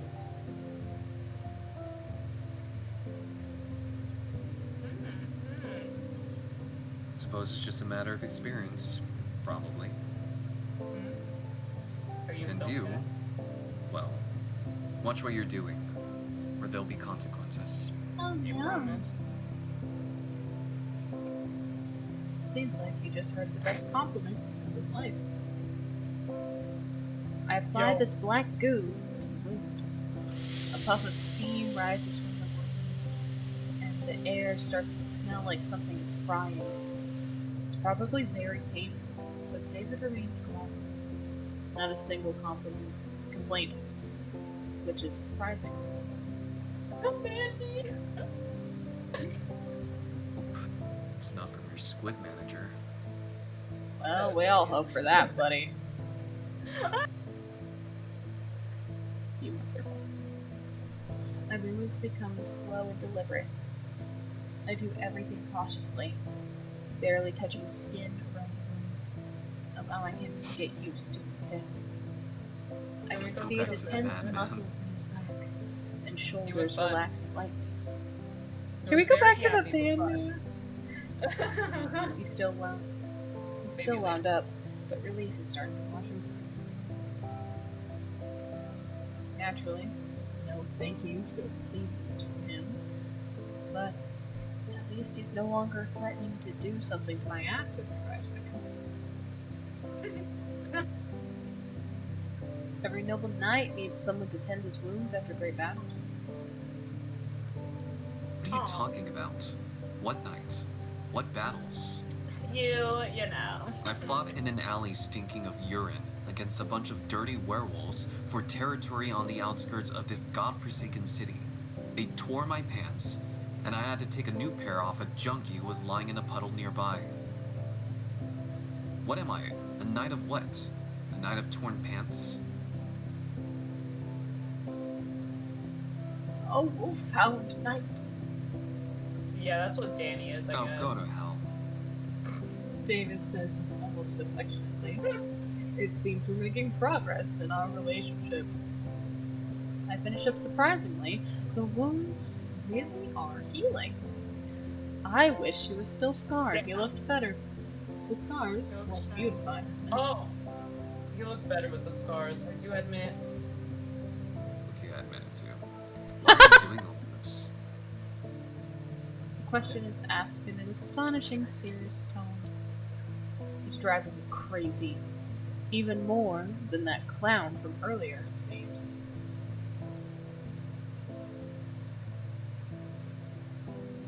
I just want to help. Why? David is confused. In his system of beliefs, action always equals benefit. I'm throwing a wrench into this flawless, long-running mechanism. I wish his face was still falling apart, too. I'm so passionate! Oh my god.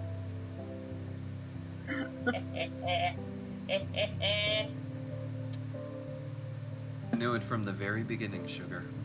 Sugar? Shit. You clearly have a few You clearly have a few screws loose in your head. And if you get pleasure from this, I won't even bother asking what those fetishes are. What was that? You can't handle it. Okay.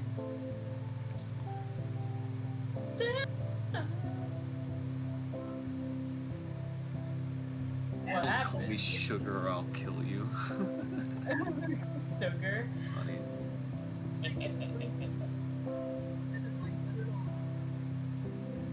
Well, that escalated. Yup.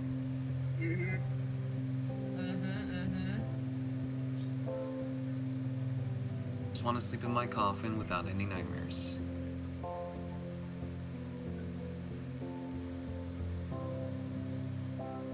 Right, moving on.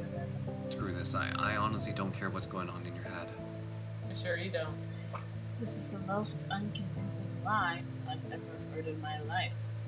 He clears his throat. Thank you. What? Am I hearing things? I thought he didn't know such words. I'm even afraid to breathe, so I don't scare off this rare, exotic display of politeness. Damn. He says the words as if he's pronouncing it for the first time. I wouldn't be surprised if that's actually the case. Just a couple more seconds and he's back at the counter. So the client is fed, clean, and healed. And yet he's still here, not putting any money on the counter. And the tip jar is lacking. And look at him. He's supposed to be full of energy, and instead he looks lost. David is deep in thought, in the dark, gloomy little place that occupies his mind.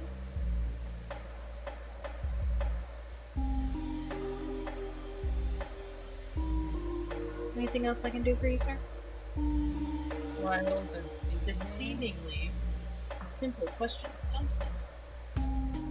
David frowns and looks past me for a while before responding. The jacket is cool.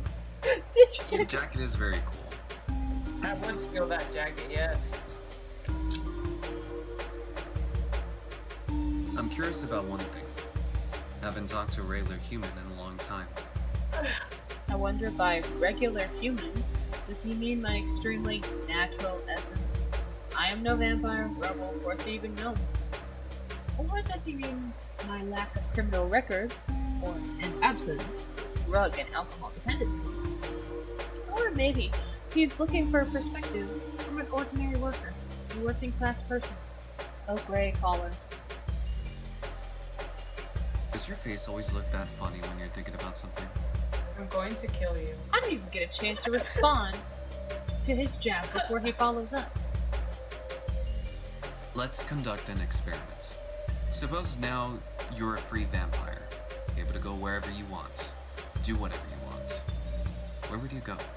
The sky. David looks at me expectantly. Ooh, superpowers! What kind of superpowers do vampires have? Lot. We're practically a superhero league. Ah, I mean, pretty. I'm sure it never crossed your mind that in reality, bloodsuckers can be way scarier than in sappy movies for girls. that's how I like him. Hell yeah. It looks like he's watched Twilight. Interesting. Some of us not only drink human blood, but also capture people to experiment on them. Damn. They turn human bodies into a real nightmare of flesh and bones. Dr. Maru couldn't even imagine. And there are vampire sorcerers who can rip your soul out of your body and make you work for them for eternity. Literally. Shit. Seems like I already have one of those sorcerers. His name is Bob. He's checking his bills. There he is, wondering what inner strength it took David not to flinch. There are those who can make your head explode. Literally. With just a glance. Yo. But not all of us are such wicked bastards. You don't even have to kill a person to eat. Just drink a little instead of gorging yourself like a pig at the trough. But some don't care. They just drain all the blood and splash it everywhere. The forensics team is baffled why the person turned into a sprinkler before dying. He seems to enjoy talking about how cool vampires are.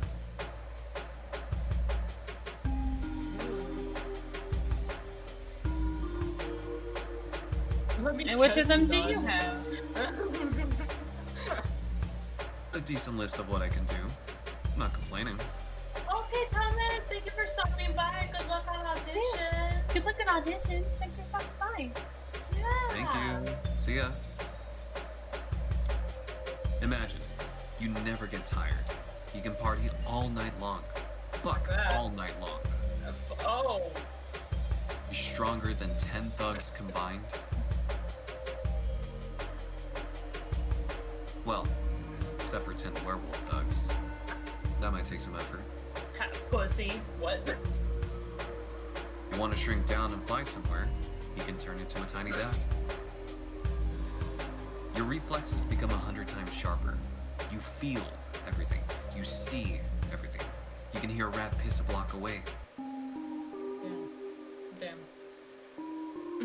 I don't want to hear what raps are up to. You're right. Oh Lord, Bukiko, that's just an idiom. And I was joking. You can ignore it if you want. All vampires would go insane if that was true. Oh my god, Sal, it keeps throwing me when. Oh, it's a Do I look like a madman? Politely, I decide to stay silent. He continues. Oh, sweet. Yeah, it's so And finally, you can make people do anything you want. Absolutely anything. Anything? You fucking freak? I'll stay silent. I'll let him talk.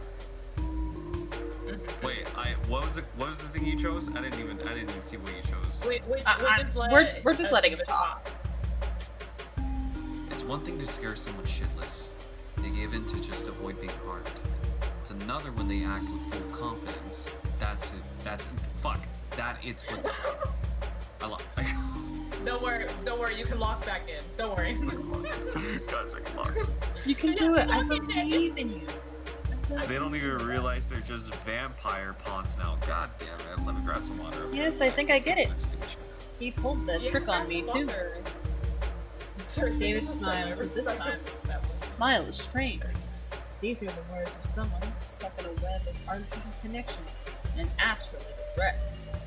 Fear and supernatural compulsion aren't the best foundations for a strong friendship.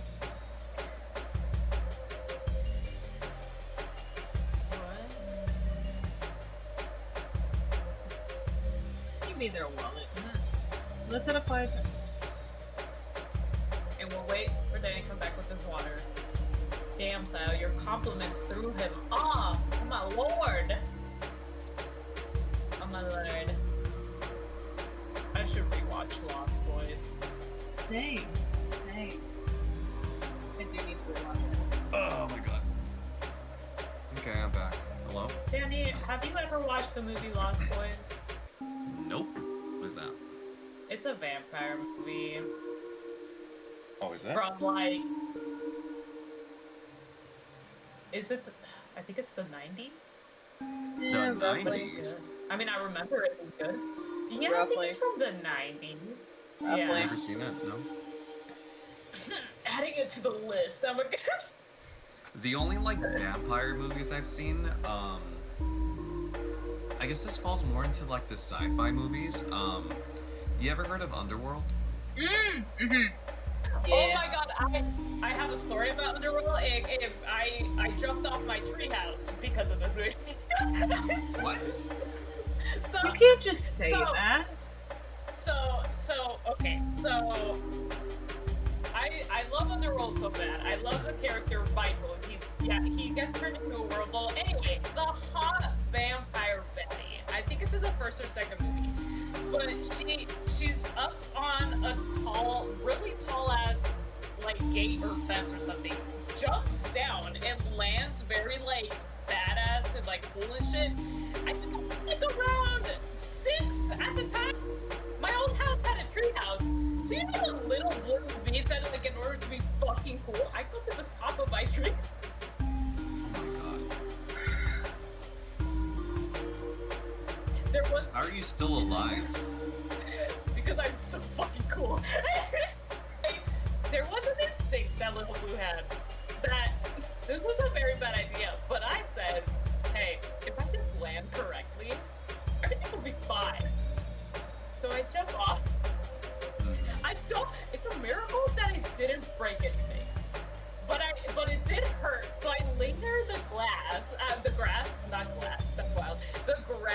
and then walked back in as if nothing happened. But the Underworld movies, yeah, core memory for me because of that. It's wild. There's a little blue lore for you, but yes, I have seen all the Underworld movies. I think you've Yeah. experienced them. You have. I'm just so cool. Anyways. What happened while I was gone? Nothing. Nothing. Nothing. Alright. Okay. Well, not exactly friends. We're like underlings. You can hatch all sorts of cunning plans with human politicians, or, well, pay no rent. The last part sounds like music to my ears. He seems to enjoy talking about how cool vampires are. Back to the questions. Well, I guess that's the question. How long do you want to?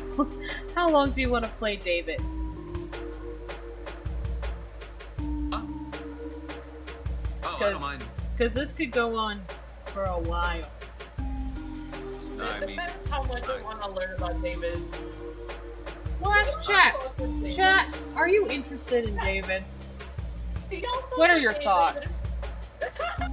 as much as an asshole he is, how much do we fuck with this guy? Do we fuck with him? Basic? I'm looking. Basic shit. You cannot ask me. With him, but I kind of like those bad boyish types of stuff. Those garlic. Man, You know Josh what? and Kat hate I David. get it. I get it. You do not like him? Okay. I'm ready to tell you my decision. Wait, that means werewolf execute him. True. True. Excellent. Oh, whoops. Wrong thing. Whoa. He leans in a little closer. When suddenly... Blue, Oh, you're in the fuck no. game. That's me. Oh my god, it's me. I hear a wolf I'm in howling. the game. Oh my god. There he is. What's that, Danny? What's that? Dude! I don't even have Who's time to that? blink before David vanishes. Don't worry, Now, guys. he's a little bat hiding behind the counter. I'm gonna eat a piece of that ass, and not in a good way.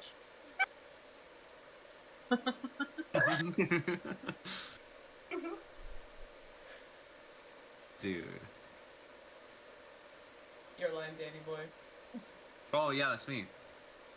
Listen up. Don't say anything about me. Sit tight and behave or you'll feel incredibly shitty. Yeah, I'm sure it'll be my problem. Trust me, if you rat me out to that mutt, I'll find a way to get out and twist your head off. I'll fucking kill you. I'll fucking kill you. The threat in his voice is completely lacking. Oh, Mostly because his voice comes through a small but angry bat. Oh my god. Werewolf. A werewolf is about to come here now. The Yes, creature that's me, guys. steps oh my inside. god, someone kill it. Someone kill it. Oh, Okay, but he's Ew! adorable. Ew! Hey, buddy! Oh, I'll give you the scratches. Aww. Blue, voice this piece of shit. okay. Wow, This wow, piece of Daddy. shit doesn't Wow, even wow. deserve my voice. Oh, wow. Well, It's to be either fair, Danny, you voice it's it me. or I give it a dumb voice. No, I was gonna voice that shit anyway. You don't Oh, thank deserve to God. voice any werewolves, motherfucker. Oh, thank God. Oh my goodness. There is a God somewhere. There's Oh. good evening, Heath.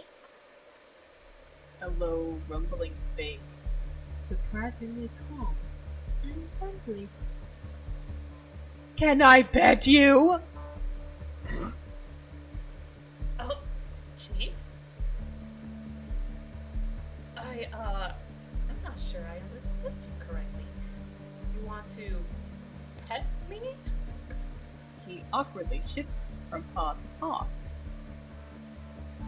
That's very unexpected and, of course, flattering.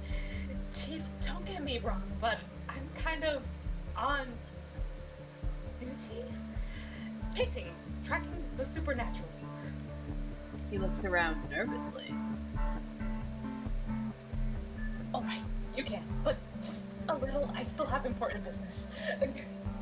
Oh, yes, look at the boy. Oh, such a good puppy. Oh, this is so cute. I can't lie. Yo, this is my moment. You shut the fuck up. Alright, okay. You shut the hell up, motherfucker. This is my moment. Okay. I reach out and pet him. The fur is warm, soft, and thick. I immediately feel a low vibration. The werewolf is quietly, silently purring. At first, it's a barely noticeable movement.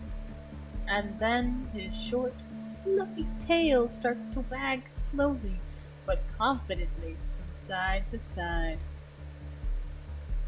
He's a good boy. A very, very big but good boy. He deserves praise. I'm the Princess Mononoke. I don't.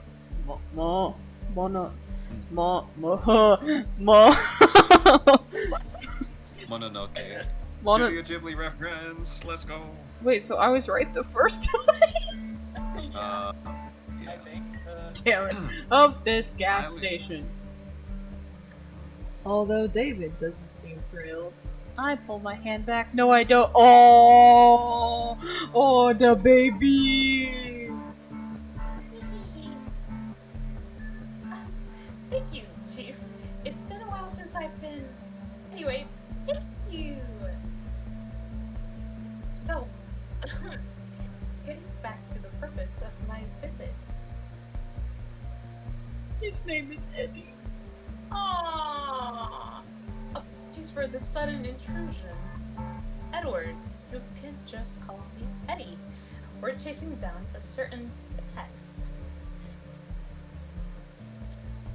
You haven't seen a vampire around here by chance, have you? You know, young, a bit scruffy, wearing a leather jacket. You see, here's the story. One of our packs nearly took out a vampire sire and his offspring a few hours ago. It was a tough battle. We suffered losses. We tried to track them and found one of them. Well, more like a pile of ash where he once lay. It seems one bloodsucker off the other when he was weakened. Their family values are quite lacking. It seems patricide has occurred. David didn't tell me anything about it. Probably. That's why he had all those questions about vampirism. He was trying to get advice on where to go after killing his creator, but in a completely idiotic way. You see, Chief, vampires are parasites on the body of our society. They drink blood like mosquitoes, but unlike mosquitoes, they kill their victims by draining them dry. They languish in boredom with their immortality and thus destroy human destinies, play with them, torment them, and derive a semblance of pleasure from their suffering. They are devoid of true feelings. I look at David, devoid of any feelings. He's shaking all over. So, I would be extremely grateful for any help. Alright, we're gonna do a poll. Poll time! Should I kill this guy? Should I kill this guy?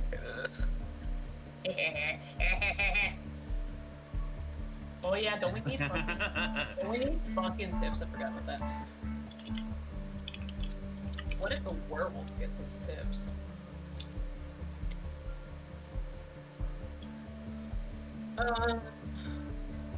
Blackmail, don't give away. Okay. Well, the wolf should leave a tip. I'll leave tip. I'm a great tipper.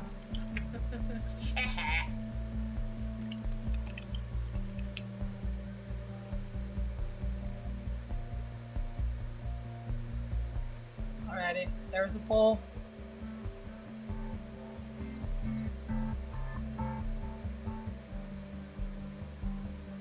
I don't even see the poll. Oh, is it specifically for you only? Like in It YouTube? might be. Oh well. Dang. Uh, Oh well. Oh shit! If it's for Mickey's stream, guys, get over to Mickey's stream. My chat has Real the poll. Yeah, get over to Mickey's stream real quick. Good to know that polls aren't shared. This is good to Damn. know. Yeah, it's good Sucks. to But oh well. know. Hello. It's fine. It's fine. Man. It's fine. It's fine. It's fine. It's fine. It's what I wanted. It's fine. It's fine. It's fine. Oh wow wow wow. Alrighty. Wow, wow. Got While a y'all do that, I'm gonna go use the restroom. I'll be right back. sounds Yeah, go good. use bathroom. Got a couple seconds left. Get your votes in. Get them votes in. Get them votes in. God damn it, there's a 67%. 6, 7. Fuck. There was one vote for the wolf tip. Everyone else said to blackmail, so we will blackmail. Shit. I know. I don't want to kill this guy. I know. We have to blackmail. We have to honor the chat's wishes. You're right. Time for more crime, so Danny is gone? Of course. Blackmail David. Slowly glance at the tip jar, and then bravely meet David's eyes, hinting he owes a tip. The bat nervously swallows, and slowly nods his head. He fully understands my threat. I force a smile, and can't say I haven't seen anything. A quiet, peaceful night. Eddie examines me closely. He's probably catching the faint scent of blood, but my calm demeanor throws him off. After you just noticed David on the side of the screen. Yeah. Alright, what ended up happening? Who chose what? Oh. What happened? Most of the votes said to blackmail. Only one wanted me to get that guy. Shit. Strange. Well, okay. If he shows up, just give a whistle. We won't far away from here. Good night, Chief. Good night. Oh, you're such a good boy. You're such a good boy. And he's gone. The werewolf goes off to his important wolf business. David crawls out from his hiding spot. He throws a few bills in the jar. It's your damn money. Choke on it. Yeah, fuck you, motherfucker. Bye.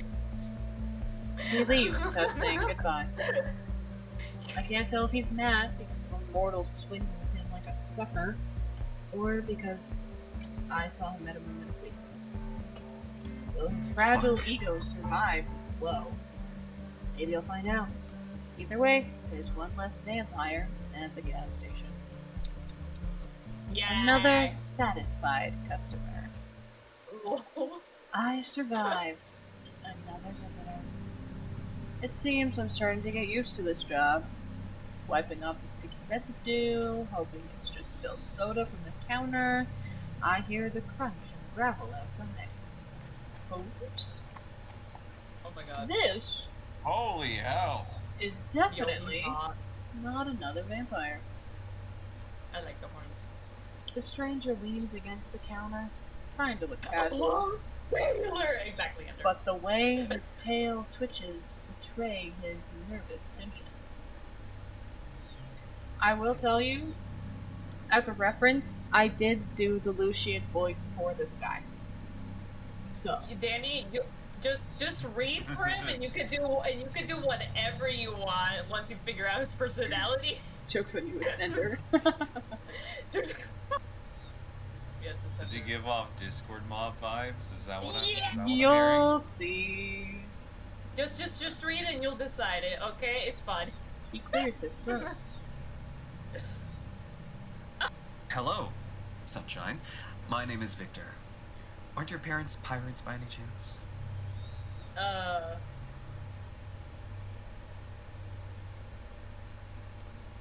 What was it? Aren't your parents farmers by any chance? Aren't your parents farmers by any chance? I took his awkward attempt at flirting and made it my own. Now I'm the captain of the ship, since I'm a He's true blushing descendant already. of pirates. Victor nervously taps his hoof on the floor. He's so cute. I will say that, Sile. Yeah, No. they're awkward cute. Oh my god. Oh my god! We can flirt back with him. Then where did you get such a sweet peach? His face Oh my gosh. instantly lights up. So much so, his ears are smoking, it seems. Thank you. Oh my gosh. He shuffles his foot. Actually, I wanted to give you a compliment. I mean, to flirt. Victor Uh-huh. makes vague gestures with his hand, as if trying to describe a complex mechanism that just exploded. It was all supposed to go completely differently. You were supposed to blush and giggle and you broke it all. Because I'm better. Meanwhile, So he believes this was supposed to work on a real life people. he's trying. His face is burning. Victor takes another deep, frantic breath. His stomach is growling so horribly. I hope this guy is okay. Is it really that bad? I mean, is my flirting technique really that bad? Do you want the truth? No, it's okay, cutie. You keep going. It was the worst day of my life to have ears. Oh my lord. Well, it could have been better. Awkwardness is a great style. I liked it. Well, it could have been better. So you're saying there's a chance? Thank you. I'm still learning. Aw, Sayo loves this guy. Sayo. So, I'm not that bad? It wasn't completely disgusting. No. His hooves tap a rhythm on the floor. Alright. Could have been better. I can deal with that. This is constructive criticism. Maybe the problem was the presentation? Or the pirates? Pirates are cool, right? I mean, everyone loves pirates, right? Wait, no, don't answer. I'm talking too much again. He coughs shyly and mumbles something to himself. Then he shifts his gaze back to me. Actually, I'm here to acquire... He doesn't get to finish. We have a visitor. She stands God. next to the counter, flicking her mandibles impatiently. You want me to be the lady? Or... You be the lady. Okay. 2 packs of Brapsy, a pack of screaming Jesus cheese, Christ. and a bag of fairy fingers, darling. By the way, your gas attendant is a real sweetheart. It's frightening to imagine what my invisible colleague looks like. He hasn't even bothered to say hello. And hurry up. I need a rush. I have a lot of work waiting for me today. I'm starting to pack the order at the same time the incubus awkwardly tries to hit on the lady. And I thought we my had God. something special. Apparently, the failed Casanova decided to try his luck on a new victim. You seem, so busy and cool, ma'am. And you must have a very wonderful job? She starts clicking her mandibles energetically, producing a buzzy sound that vaguely resembles laughter. Wonderful. Oh, yes. Wonderful. Wonderful for those who don't like to eat, sleep, or see their children grow. Really, the best job in all 9 worlds. Speaking of children. Victor barely recovers from her sarcasm when the lady immediately pulls a wallet out of her bag and unfolds it. Over and over again. Oh my god. It seems endless. This is Goo Goo. He has his father's mandibles. Victor gazes into the abyss, and the abyss gazes back, revealing baby pictures. The seduction attempt has failed. Again. Like any mother, Lady Mantis loved her children and considered it her sacred duty to tell every passing incubus about them. This is Goo Goo. He's in his rebel face right now. He pierced his mandibles. Can you imagine? He makes such a racket when he eats. The image of a larva in a biker jacket makes me snort. It reminds me of David. Lord. And this is Gigi, and this is Gaga. They're still larvae, but already so talented. Lady Gaga. What talents can larvae have? They just lie there and eat. I do too, though. Wait, don't think about that. You have very beautiful children, ma'am. All 20 of them. Incredibly cute. That's just the first wallet, honey. Jesus Christ. Hand the lady her order. Oh, I got a bit carried away. I really am in a hurry. Here, your money, darling. Victor watches her disappear into the night, and then turns to me with a grateful look. Thank you. I couldn't handle 20 more kids. To be honest, I already broke down at the 8th. Yeah, take on more Thought looking after a cat was hard. The lady left very little tips. Probably all her money went to her children. Victor suddenly remembers that he came here to buy something. However, my visitors rarely recall that. I need a book. Victor scans my stinking supernatural realm of discount rot and chocolate bars. A guide. For, well, you know, succubi and incubi. I can't remember what it's called, but I definitely heard something about it. Could you take a look? It's definitely not for me. It's for my less experienced friend. Because I'm, you know, the employee of the month in my layer. Yes. No. Yeah. He for a didn't sexy specify baby whether he was bubble, the worst or the best employee of the month. Oh, you know, life force harvesting for dummies or something like that. I hear him mumbling quietly to himself. Such a shame. I should have just stayed home and rewatched Evangelion for the 10th time. Aww. I'm heading to the storage room.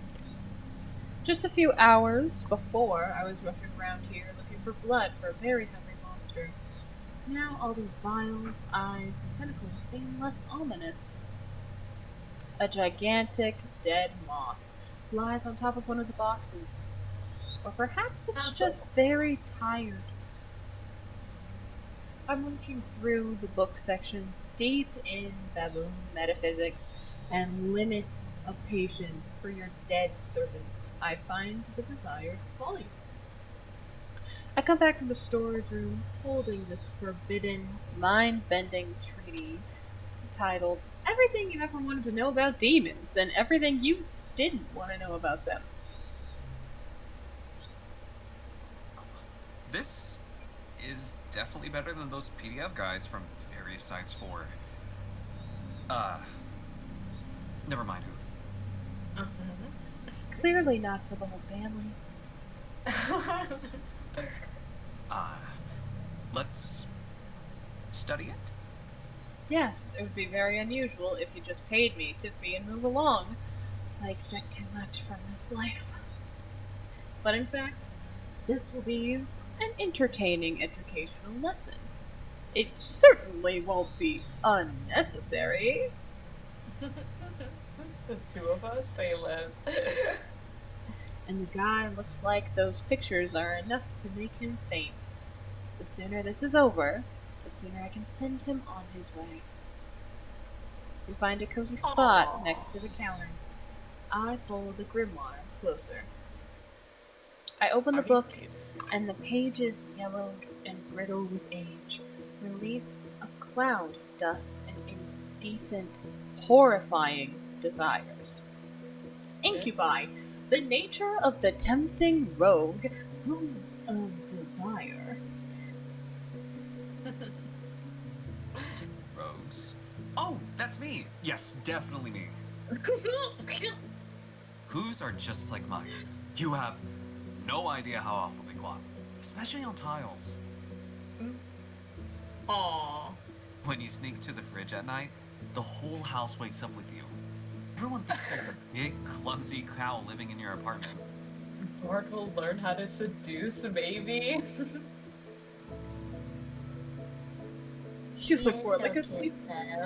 They're all purple. Oh, you're right. All incubi really are purple. I thought my skin color was just some kind of coincidence. You know, like when you create a character in a video game and just spin the color wheel until you stumble upon something weird. He gives me a cautious look, as if not entirely sure about the coolness of his purple hue. Purple's a lame color. I hate it. Oh my god. Now, Mickey, we know that's not true. No, I know. You know what I mean? I know what you mean. When I was created, someone spun the wheel, By the way, I was created in Spore. Spore? He lets out a quiet, soft chuckle. 4? Seriously? I know it's a self-deprecating joke, but by the way, it really has an awesome creature maker. I love the mating dances in that game. Yo. Maybe I should have taken a couple for my profession. And by the way, you can make beautiful creatures in Sport too, even with symmetrical limbs. It seems like that was a compliment to me. I'm very symmetrical. Victor turns his attention back to the book and runs his clawed finger down the lines. Incubi, appreciators of the vibrant hues of the soul. They draw power not from blood or life force, but from the pure, potent energy of mortal emotions. And although a refined bouquet of positive emotions is the preferred ambrosia, oof, what a fancy word. A practitioner can also sustain themselves with more coarse, fickle energies of negativity. Despair, horror, and humiliation provide a quick, albeit unpleasant, rush of power.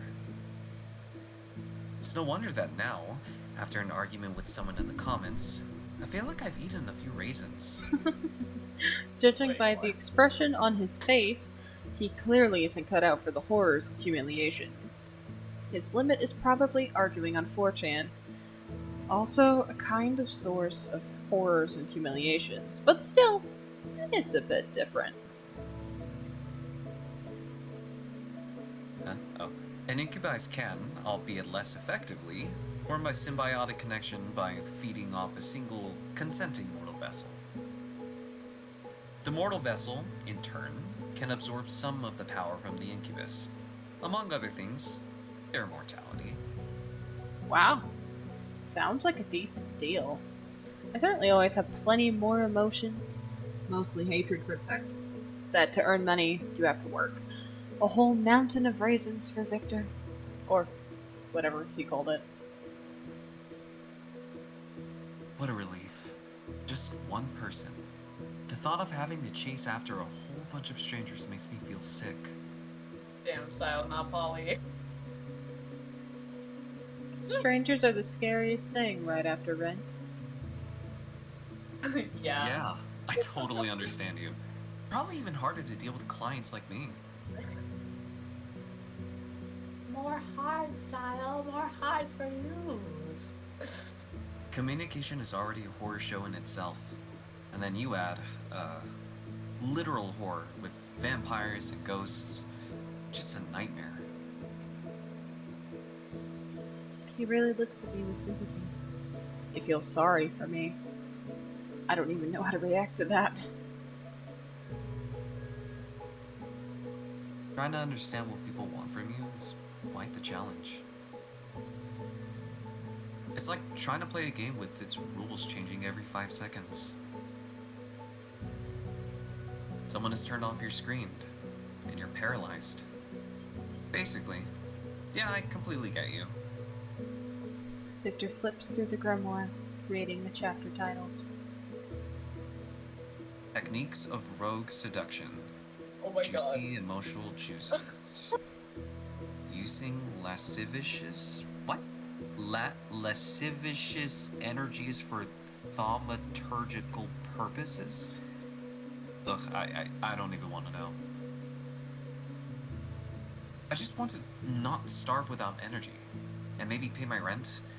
I don't need to be the lusty cousin of Doctor Strange. Cousin of Doctor Strange is crazy! His finger finally jabs at a random chapter title somewhere in the middle. Love letters. It seems completely and irrevocably outdated, especially that part about carrier pigeon colors. Love letters? Who writes love letters anymore? This should apply to text messages now, right?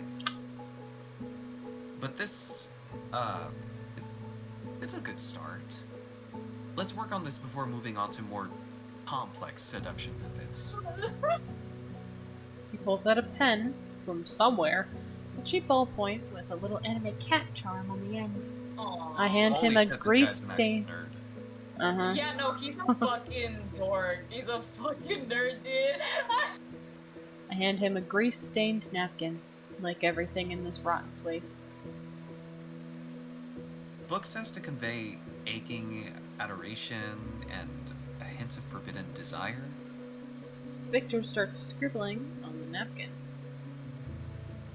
Oh my Maybe something fucking god. like this? Bro, What is that? there's no way. No, dude. No, Victor. Sile, this your man? Silas is your man. Come get your man. This your man? Give us some courses on art, dear God. It's Perfect? Damn, Silas. Honey, I'm gonna hold your hand when I say this. You deserve better.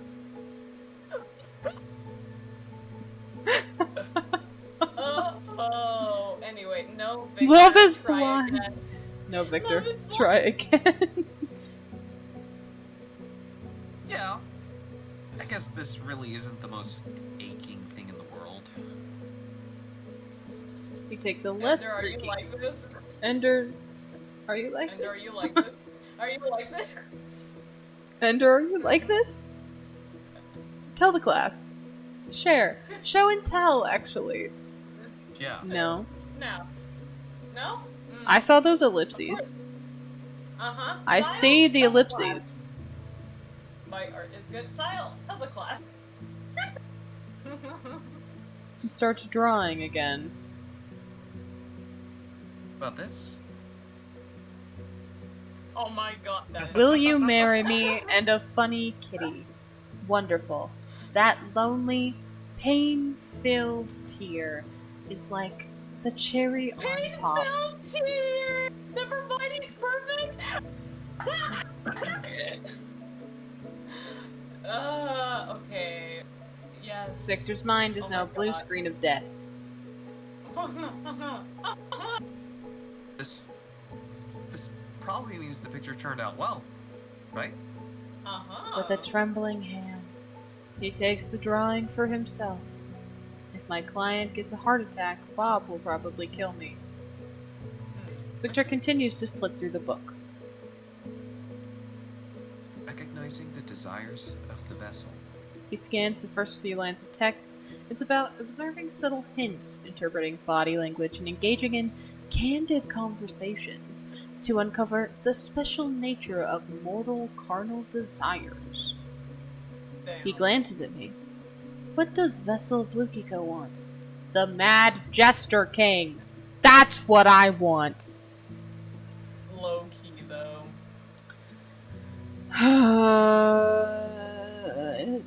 I mean, Stable I would like some cuddles. I would. Yes. Aw, and Great. pizza. And pizza, right?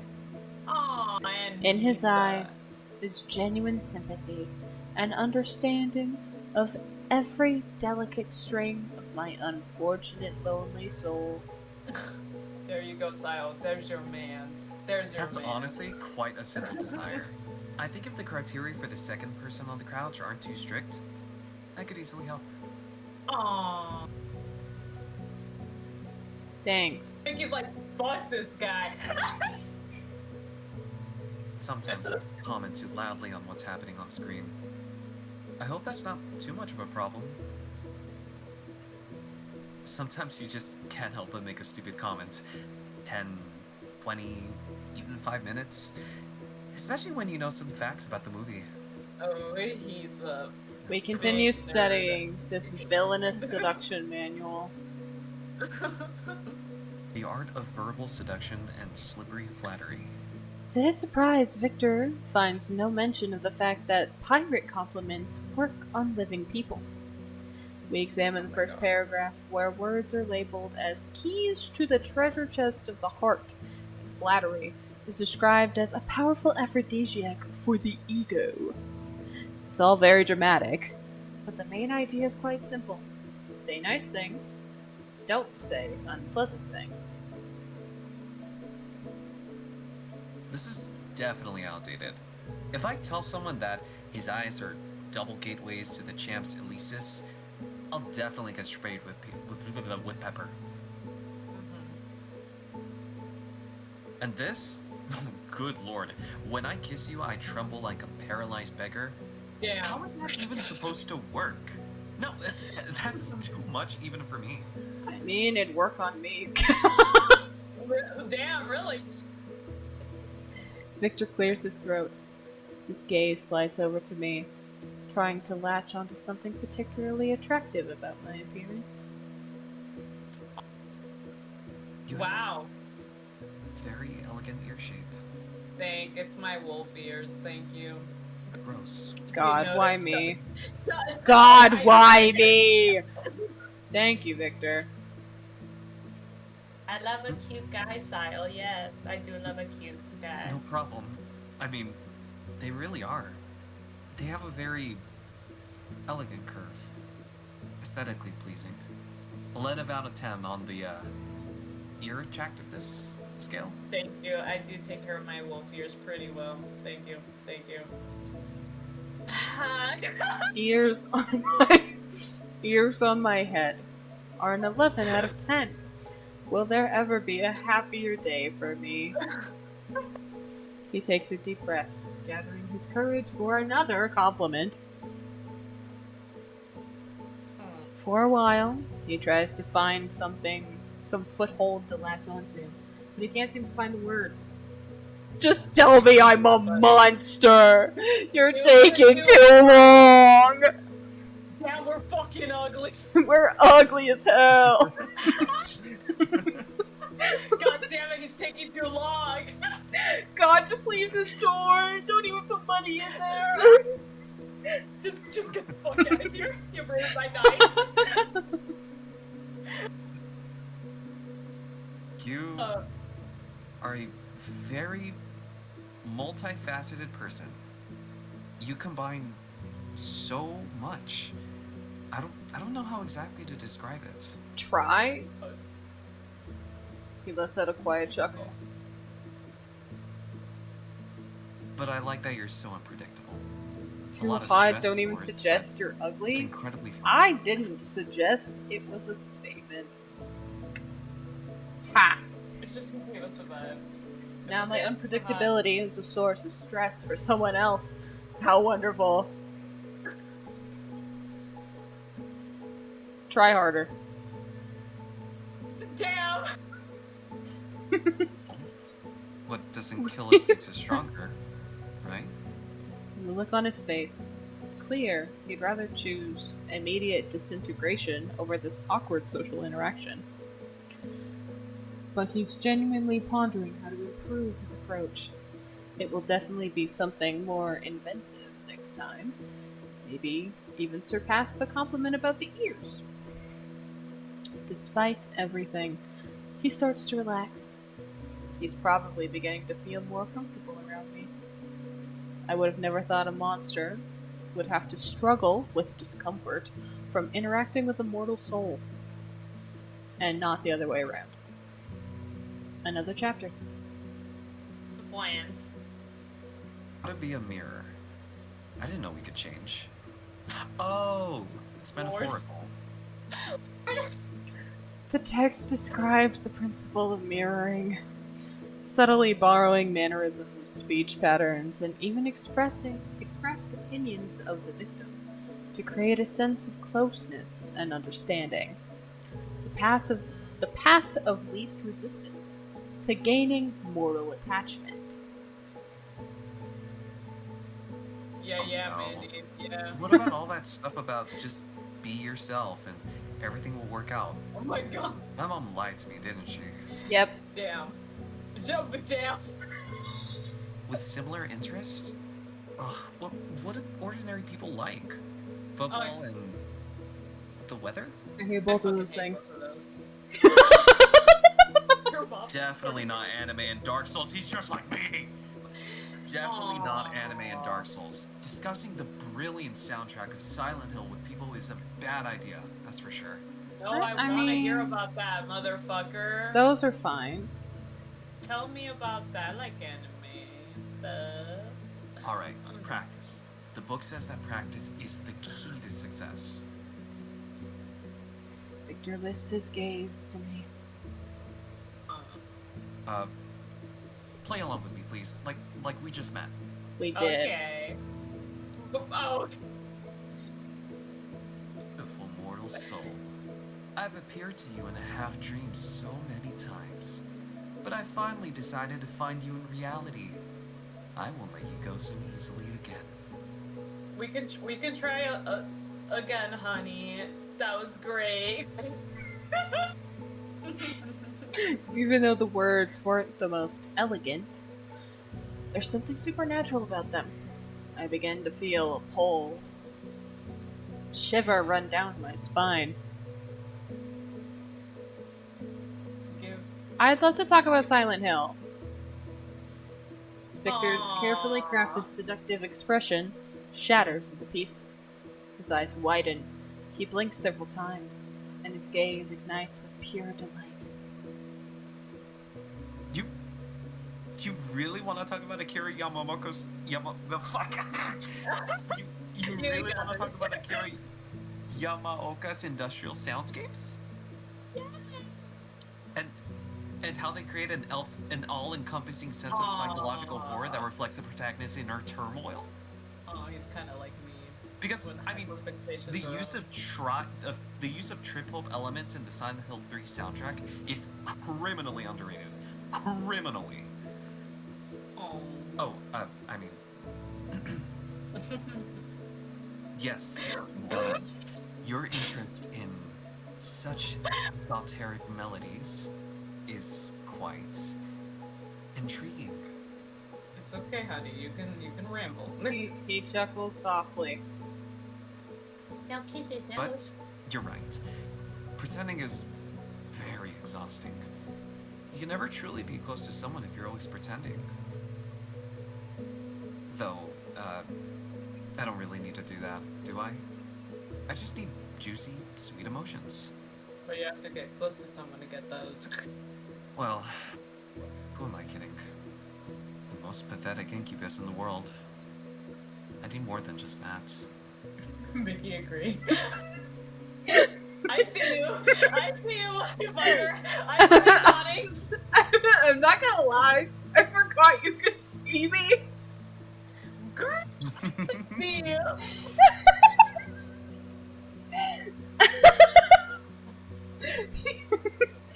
He's flipping through the tree a bit longer before letting out a sigh.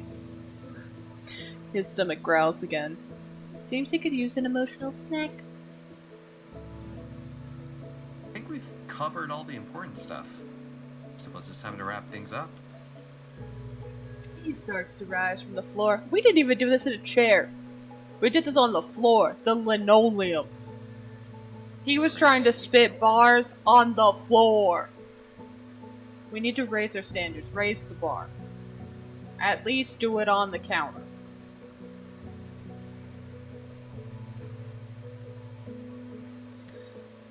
How did it happen that...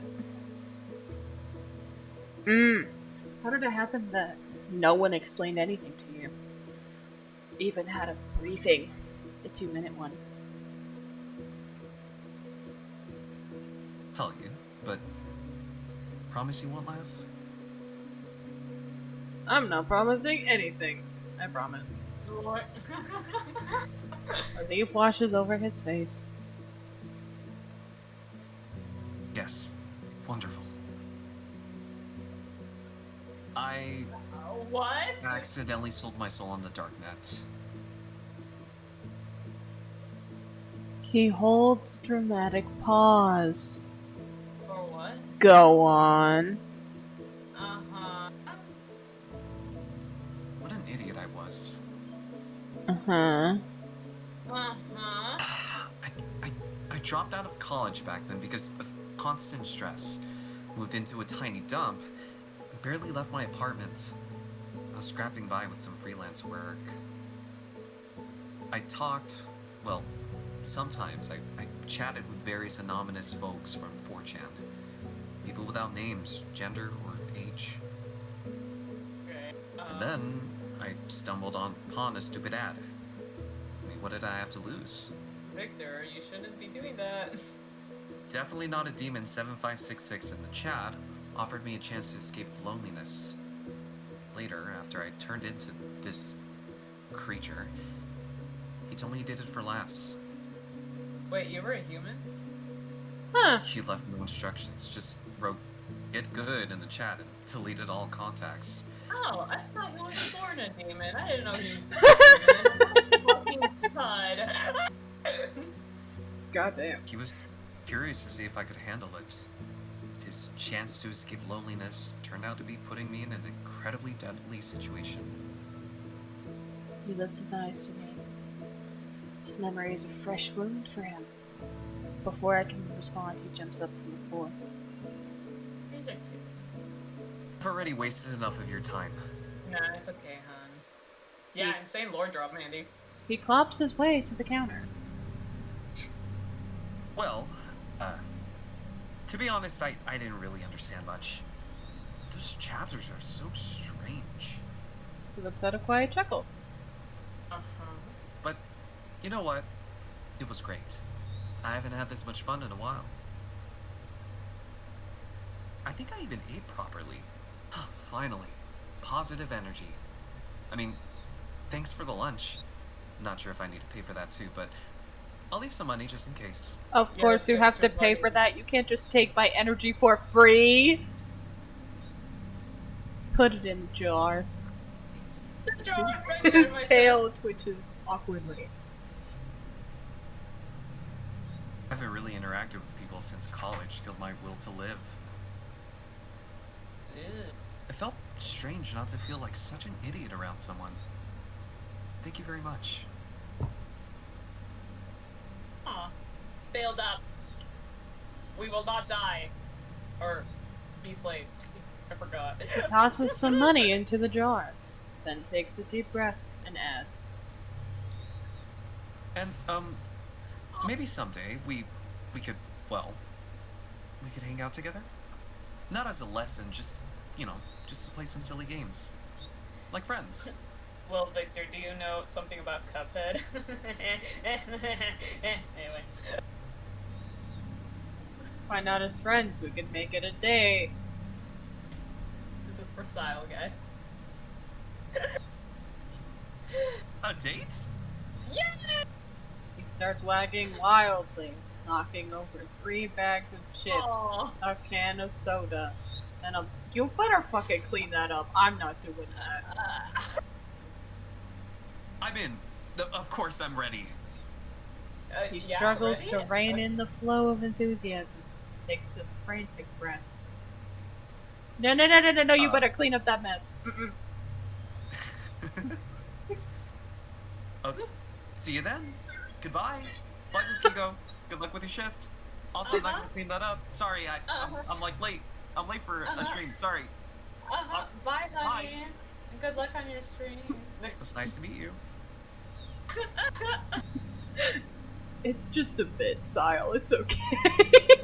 It's a bit. Look, it's pretty funny how I'm like, oh, he's such an awkward cutie, and Mickey's like, man, let's kill this guy. I'm like, man, get this guy out of my face. The gas station returned to silence, broken only by the hum of refrigerators and my own too loud thoughts.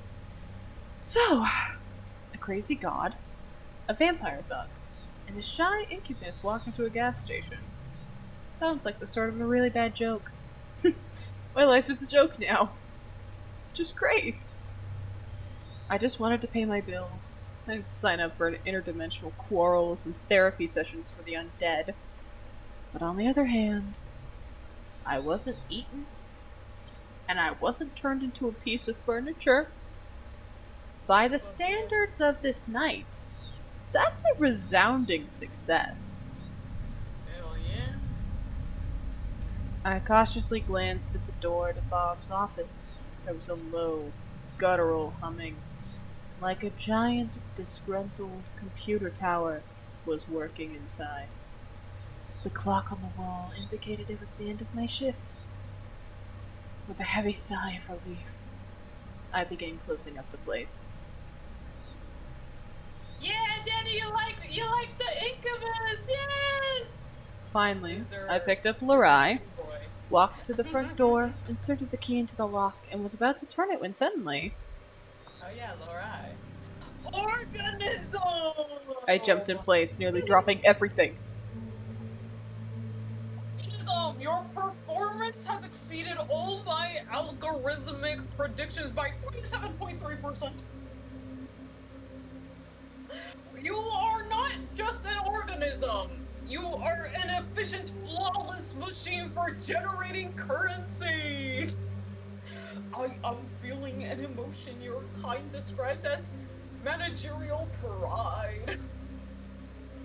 If you keep up the good work, the possibility of receiving a 25-cent bonus will become not just hypothetical, but quite real. Go, organism! Restore your energy resources and return for further exploitation! What a relief. He vanished as suddenly as he appeared, leaving nothing but ringing silence behind. I stood for a few seconds, processing what I'd heard, then slowly turned the key in the lock. Click. First shift complete. I survived. And now, I can do anything, which means... Oh yeah, guys, what do you all want? Guys, Wait, sorry, I was talking to chat. What's going on? No, I'm reading chat. I put a save so we can see all of them. Oh, yes, We will do Victor first. Rip the band-aid off. No, I like Victor. He's cute. I'm glad you do. I'm so glad you do. I just need a cutie to pounce on. Teach him a few things. Anyway, whatever. Victor promises to come faster than the wind. Today, make Damn. things an anime Too chill. quick. To his word. When the car pulls into the parking lot, he nearly knocks over the trash bin. Dear God. Oh, my bad. It's an old, well-maintained car, clearly inherited from his grandfather. Inside, it's warm and smells nice. Oh, it's His cozy. apartment is exactly what I imagined. Bit cluttered, but cozy.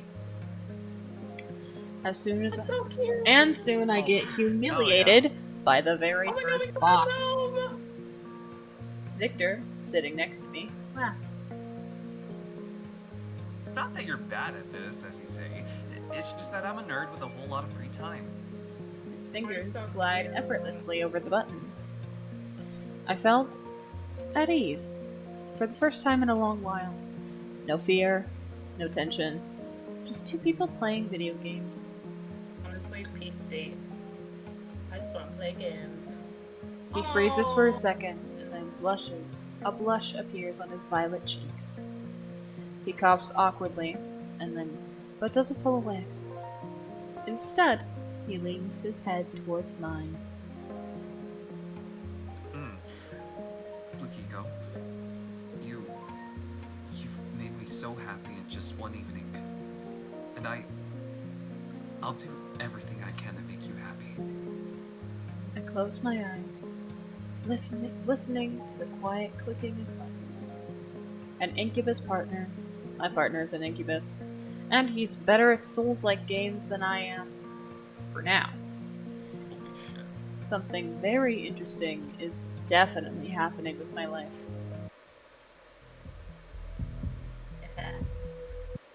Bob. Return to the store to Bob. A romantic evening awaits you. Oh no, Mr. Manager. Oh, just stop! We're not saying goodbye just yet. Stop! No! I head back to the gas station and push open the door to his office. Oh my What fucking the god. fuck? In the my middle fucking of God. the room, buried under folders and invoices, stood a gigantic, ridiculous canopy bed, and on it, surrounded by rose petals, reclined Bob. Jesus. Or rather, he wasn't just lying there, he was posing. One tentacle coyly supported his spherical body where a human's chin would be. Others were elegantly draped over the silk sheets. His numerous eyes blinked, slowly focusing on me. Me in there is nuts. Men in Black Ender, Mind you want Wars. all of that? I wasn't Yes. Yes. I wasn't expecting you so soon. His voice, as Oh always, my boomed in God. my head. But now, it had sultry undertones. I have to be sexy, Bob. You But do. since you're here, One tentacle slowly, seductively beckoned me forward. propose we spend the evening in romantic engagement. We'll study void bibokay enclosure schemes. I took a step into the office and slowly closed the door behind me. Jesus. Oh, what the fuck? Fuck, bro. Carriage for the monarch! The words escaped my lips before I could think them through. I shouted into the void, expecting at best, an echo. But the void answered. From around the corner, with a quiet clatter of hooves on asphalt, it appeared. A carriage crafted from bones, polished to shine, drawn by a pair of horses woven from pure shadows. The carriage door swung open by itself, inviting me inside. How mysterious. I stepped over the threshold, and the world spun into a kaleidoscope of mad colors and sentient frogs. When the whirlwind subsided, I felt myself falling, but instead of a hard landing, I found myself in someone's embrace. Jesus! Yes! Yes! This is what I wanted all game! Darian's voice was velvety and sly. I looked down and realized my t-shirt and jeans had been replaced with some elegant attire. How old-fashioned of him. Holy shit, the music is fucking awesome. The kingdom missed you so much. Every crooked spire of this castle longed for your silhouette. Every mad quarterer whispered your name, hoping you would return and bring even more chaos to our usual chaos. He looked into my eyes, and his gaze was a mix of madness, adoration, and the promise of the most unpredictable eternity. Everything. I will give you everything. How about a pet? I can bring you the most beautiful griffin. Or better yet, two. So they won't be bored when I take you for rides around our lands. If one moon bores you, we'll have three. Or I could get a few garden gnomes and... I'm getting ahead of myself. Let it be a surprise. He pulled me closer by the waist. His lips almost touched the shell of my ear as he speaks the next words. You will never be sad again. From this moment, sadness for you is just a word in a foreign language. My dear, my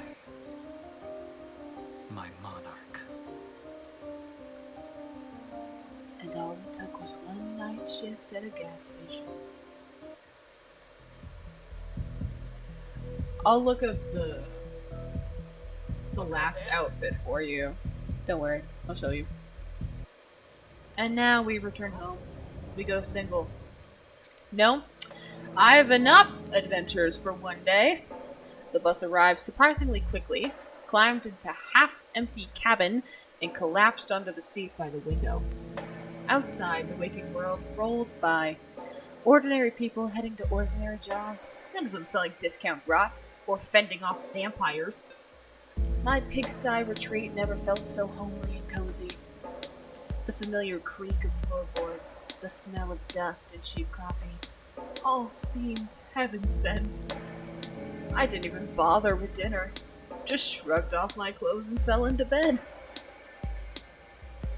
Soft, familiar, free of tentacles and ectoplasm. No monsters, no threats, just silence. And pleasant nightmarish dreams. Nice. Hey.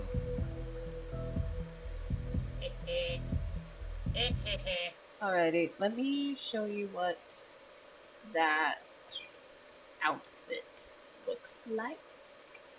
Outfit. Yeah, for the male player. Oh.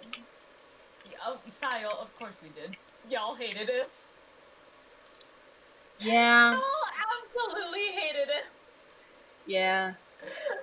If you guys didn't hate Fuck him that so guy. much, if you Fuck didn't, that guy. if you didn't hate him so much, we would have showed his ending. But with how you guys didn't like him, I'm like, it's not worth it. He was secretly an artist. He was was. very prettily. Throw garlic. Yeah, but He y'all does- hate him. Yeah, he was cute. He ends up like drawing us, and you get to like put it on the wall. It's cute. It's really cute.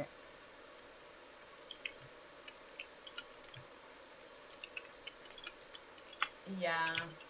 Also, Blue and I have played this game before, and originally we got all of the good endings, but for Diren, the Mad King, you have to do his route perfectly to get his ending that we saw. And so I studied on how to do his ending so we could see it. Okay. Yeah. Victor is pretty fucking easy. Victor is so easy. You just have to not make fun of him. And honestly, the vampire is also easy. You just have to not make fun of him. Well, he likes some playful asshole-y banter. Is He what I does. He noticed. does. Yeah. That's because Victor the best. He's a cutie. I do like playing the video games and watching the anime with people. But damn, that ending for Darren. Alright, let Goddamn. me... Oh. It moved. Good to know. So, we will... I will also share this so you guys can put it on your streams, too. Just give me a Okay. second. Awesome.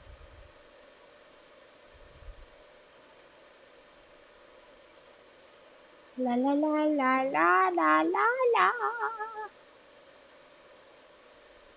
Let me make God sure. damn.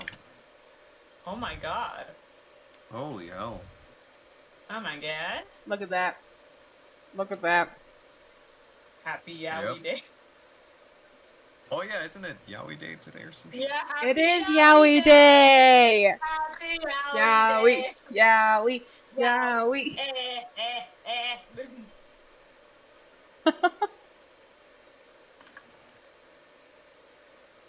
So, it's cute. Yeah, that's valid. It's cute. But yeah, look at that. We did it! We did do it. We did did do it. it! My goodness. We did it so well. We did do it so well. Damn. You two were amazing. in your voices. Thanks. Yeah! We done did it. Hopefully. We done did it. Yes! Yep. How are you Done guys did feeling? indeed. How are you guys feeling? Us or chat? Both. Oh. Pretty fucking snatched. Valid. So much fun. Wonderful. Absolutely wonderful. Well, thank you, you two, for doing a trio stream with me. This was very fun. Oh god. Oh, this is cool. Yeah. Awesome. That's all we got. That is So with indeed all. the next trio stream, we'll have to think of maybe another visual novel because I can't think of like any games with like people. We'll get I back to can you on think of that. some games, but We'll get back to definitely you on visual that. novels are cool. Yeah. I definitely think there will be more in the future. We just have to think about them. Yeah, we'll plan them. But I for happen now, to kind of you like gotta- these friends of mine. They seem pretty cool. Oh. You I like know. me? I know. I know. Aw. Well, I like you too as well. Shucks. Look. But yeah, thank you guys for coming to stream. Bye-bye. Bye, guys.